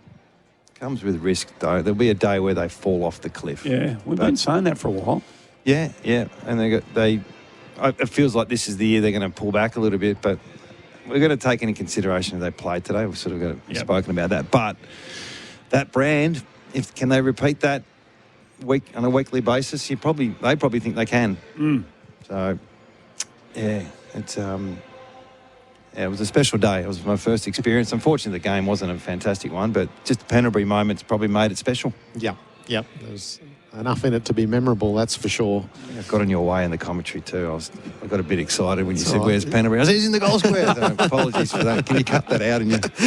Sometimes it feels like rhetorical, but it was legitimate. There you go. Yeah. Asked and answered. You can't ask any more of our expert commentator than that. Yeah. You know, and they do the after game well at the Pies too, don't they? They've had some superstars through there over the years, haven't they? Yeah. They're not afraid to stick a big name in it. No. Yeah, F1 drivers a couple of weeks ago and Canadian PM. Yeah, it's all about family now, and that's why some of the events we've seen across the league with dealing with big situations, it's so emotional, football clubs. The wins and losses, the grief, the left field things that happen, the injuries, it's all part of the great game, and they'll enjoy themselves tonight. And can you just imagine the Essendon rooms? Just for 2 seconds, because I've been in that position where there is not a soul in that room, and you know the CEO starts doing a few laps, the chairman starts to dag around a little bit, and board members conversations in the corner. Yep. And then you've got an angry coach. The one thing you don't want is the coach should be the most disappointed. You don't need board members or CEOs or chairmen walking around stomping their feet. There's nothing more annoying. So he'll address the players. The leaders have got to take some responsibility on today. Unfortunately, it's not the first time we've seen this. So where's our expectations? It's probably the reality of the situation. AFL Nation for 4 and 20 Pies, Australia's original fan food. Collingwood by 77. We're in the rooms here. Tempur sleep well. Player wins a Tempur pillow. A great night's sleep with Tempur. The difference is Tempur. Jordan De Goey, congrats. Great to have you with us on AFL Nation. Cheers, guys. Thanks for having me. Did you have your daughter Tatum in the song there? Yeah, I did actually. I was a bit unsure about how that was going to go. So no tears in that, but I heard she's been shocking all day. So no surprises. Was it her first footy game, or has she been to a couple already? She's been to one other. I think they had to leave at half time, but it was actually funny. I heard her in the last post. She was losing it, and I had a sick feeling in my stomach that was her. And talked to the missus, and that was her. So we start too. We called it out. I did. I knew the cry, mate. I've heard it before. How'd you see your form today? 18 possessions, 3 goals, 1. Body felt good. Yeah, I felt really good, It was obviously disappointing with the concussion and stuff like that, and I probably haven't been in my best form, but tonight the way we moved the ball really made it easy for the forwards, and as you saw in the score sheet, there were so many scorers. And was the focus around the ball movement or contest clearance method been down a little bit with that so far this year? Yeah, I think a bit of both. Obviously, you can't get the ball forward if you don't have it, so it starts at contest, working forward from there, and just trying to equalise at times. They're getting extras back, and we weren't able to equalise, so we cleaned up that ground ball a little bit in the forward 50, and it paid off. And how much consideration do you have on the day? I mean, it's been, obviously you've played in many of these games. Is it still valued and treated the same way every year, or is it sort of something that you're used to? I'm lucky I've played in so many, but still one of those amazing moments where you walk out on the ground and there's nothing like it. You know, the closest thing is obviously grand final day, and, you know, they're super hard to get to. So to be able to have that sort of experience in front of a big crowd is always good, and I'm sure the younger boys absolutely loved it. Geordie, congrats on the win, mate. We were completely besotted with everything that was happening around Scott Pendlebury today. Were you aware of the numbers that he was accumulating and what was going on with him tonight? Not really, eh? At one particular time, I think it came up, he was on 36 or something like that, and it was early in the fourth, and, you know, he's just an absolute freak of nature. He has been for such a long period of time, and, you know, no one deserves it other than Scott, to be honest. He, you know, he does everything he needs to get his body right and put the performance in he did today, so no surprises there. How hard does he drive you guys in terms of the key voices in that playing group? And it's such a mature group now, and you've been together for such a long time, but how much of a driver still is he? Oh, for sure. He's got, you know, he's an absolute wealth of knowledge. So it would be stupid if we weren't using that as much as possible. And, you know, like media outlets have said before, he's like the conductor of our team. You know, he gets people in the right spots, and he's always trying to teach and guide people. So we're so lucky to have him. Talk about your belief, and sometimes you need just a little bit of evidence to get you going again. Do you feel like tonight there's some real confidence coming out of this game, and any type of wavering? The defence has been excellent, but the offence piece, that contribute to the following weeks? Yeah, for sure. Obviously, it's a fantastic confidence booster. We haven't been able to put the scores on the board we wanted to, and, you know, we've still won, which is great. But teams these days are moving the ball so quick and putting up big scores. So to do that today was really good. So we'll take massive confidence from that. What do you reckon happened? Because the connection piece has been difficult by the coach's admission. What got unlocked today? That's a great question. To be honest, it just felt like free-flowing footy out there. I think, you know, we moved the ball where we needed to move it, you know, in one side, out the other. Just simple things like that. Just kept shifting the ball, and obviously if you shift the ball, it shifts the defence, and pockets of space open up. So I think we did that really well today, and that's probably something we need to do, keep going forward. Have you got modes? Like that second quarter, the first quarter was pretty frantic, and then second quarter, whether it was you controlling it or a bit of both, but it kind of went into shutdown mode, and then you came out after half-time, and it was a scoring frenzy. Are there modes that you discernibly go into within the course of the game? Oh, I think every team has modes now, or the way they want to move the ball and stuff like that later in quarters. So, yeah, for sure, we definitely have modes. Did we activate it? I don't think so. I think we just read the game and what needed to happen in terms of ball movement and, you know, running the quarter out. So we're old enough and mature enough to know when we need to do that. We don't need to wait for the coach to make those decisions. Jordan, great to have you with us. Congratulations, and a lovely family memory, I'm sure, out of this Anzac Day. For sure. Thanks, guys. Jordan De Goey with us. A great night's sleep, night after night after night. That is the difference. The difference is temper. By the sound of that, you could probably use the pillow. I think we might have heard the baby as well. Yes, that was the one. I think you mentioned it. All right, let's have a play with a few of our categories. Collingwood 20 goals, 17, 137, defeat Essendon 9-6-60. Do you want to run us through it? Right, let's go. The most flexible player, Simo, for Cooper's Flexalt. Flip it with Flexalt, the flexible oral sheep lice treatment. Well, I gave it to Pendlebury. He played forward in that last quarter and a half and had more possessions as a forward and score involvement, so we'll give him the chocolates, and not the only award he'll probably get today. What about the tackler of the game for Bar Crusher Boats? Sorry, I interrupted you. No, the Bar Crusher people are very, very generous. They like your work a lot, and they don't care if you wander over the last four words of their credit. Caldwell, was it? I keep mispronouncing his name, but he's had 7 tackles. Australia's ultimate fishing weapon, Jai Caldwell. Caldwell. There's some difficult He's last having names. a bit of fun with you, I think. Is he? It's a growth player for nutrient water. On my commentary as well. The growth player for nutrient water, your irrigation pump and filtration specialist. Well, I gave it to Anderson. He's had the 14 possessions, kicked a couple of goals, and I just think, just when you think there's no young players coming through, I think we saw a couple today, and him and Steen in particular have made the difference. It was Steen last week, and I think he contributed quite well today.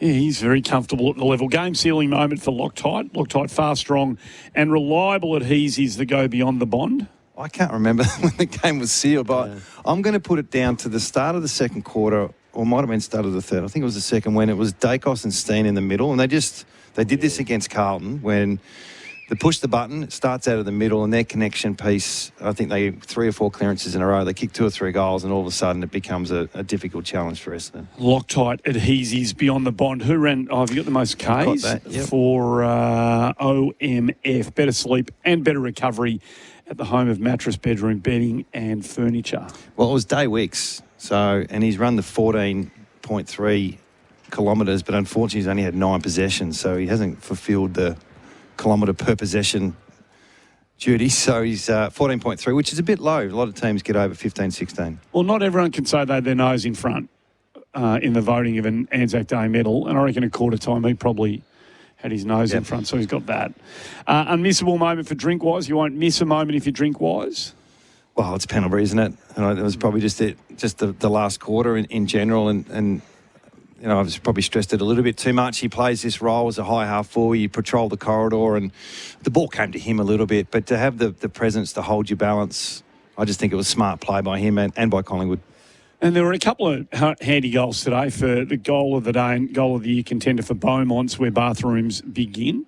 I like Caco's goal. I know there was a lot of good goals, but I just think the effort to get there, and it was off the ground, top of the square, just didn't have any right to get his foot on the ball. And you know, probably the 1 or 2 highlights of Essendon's day.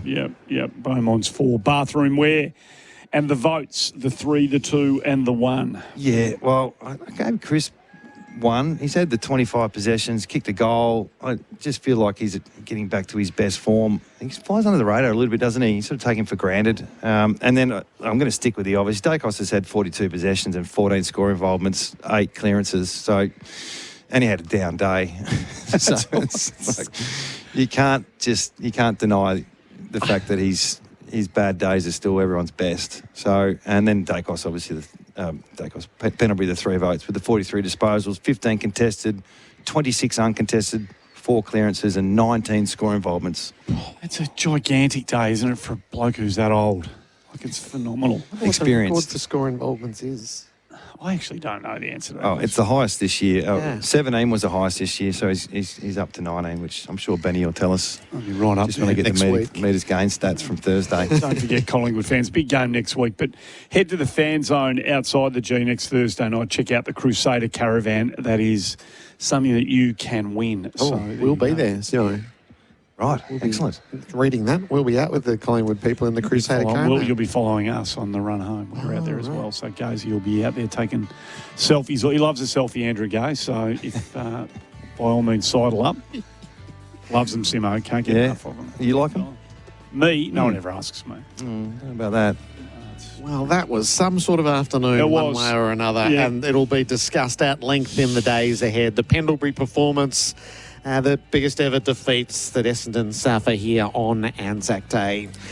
So we'll take our final bid, our final farewell here for Bendix. When it comes to breaking, Bendix are the best. Put your foot down with confidence with Bendix. Collingwood 20 goals, 17-137 defeat Essendon 9-6-60. Up next, you'll split one of 2 ways to Adelaide for Port Adelaide and Geelong, or to Perth for Fremantle and Carlton. From the MCG on Anzac Day, good night.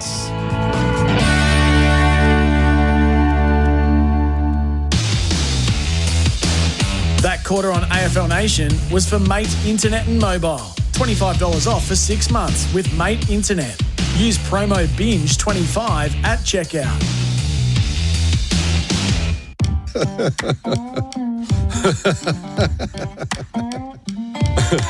The Musso Factory Bonus is available now, where you can save $5,010 on any MY26 Musso, excluding EV models, starting from only $37,490 for the ELX and only $46,490 for the top-of-the-range Ultimate. Mate, you're laughing all the way to the bank.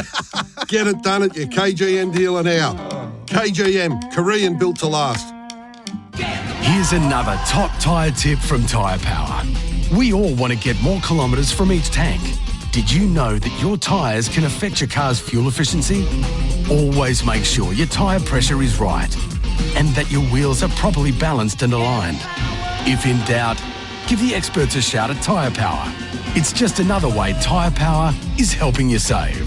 Visit tyrepower.com.au or call 13 21 91 for your local independent owner. When you're serious about getting the job done, you need equipment that delivers day after day. The Coyote range is built tough in South Korea with reliable diesel power, smooth transmission, serious lift capacity and all-day comfort across 25 to 140 horsepower tractors. Plus, check out the Coyote zero-turn mowers and skid steers ready to tackle any job. Backed by local dealer support. Explore the full Coyote range in the new catalogue out now at your local dealer. Coyote, we've got you covered. A Kogan stick vac is just like a stick vac. Both stick vacs do very similar stick vac things, but with slightly different little logos, colours and adapters. One's a Kogan MX12 Pro cordless stick vac. The other stick vac has a price that sucks. Get what you want for less. Shop Kogan.com today. Kogan.com. Clickin' awesome. When the day is done. But the job isn't. VB's got a mid-strength now too. New VB Mid 3.5. 18 plus, drink responsibly. Footy tipping's back, and it's not too late to join Ember X. Right now, premium is free for a limited time. There's 10k cash up for grabs weekly for the best tipper, plus 250k cash for the season's overall winner. Go to mberx.com or download the app. Imagine homes where luxury isn't an upgrade. Build a solar all-electric Henley home with up to $95,600 of standard inclusions, others call extras. Imagine luxury at no extra cost with Henley Homes. Say yes to scalding hot jam donuts and yelling ball with a bunch of strangers instead of from the couch. Say yes to cheap trips so you can do more. Say yes, Didi. You hear that? That's the sound of something building. Not just anything. That's someone's future. Some people build the hard way. But with Cbus, you can do it the smart way. Cbus Super. Build your something. Read the PDS and TMD to decide if Cbus is right for you. With an end of financial year, no deposit 4.99% mates rate from Ram Trucks Finance, now's the time to upgrade to a Ram full-size pickup truck. Get behind the wheel of a Ram 1500 Rebel, boasting an impressive 420 horsepower under the hood, with a finance mates rate of 4.99% this tax time. Ends 30 June. Visit ramtrucks.com.au. T&Cs apply. 48-month term. Approved ABN applicants only.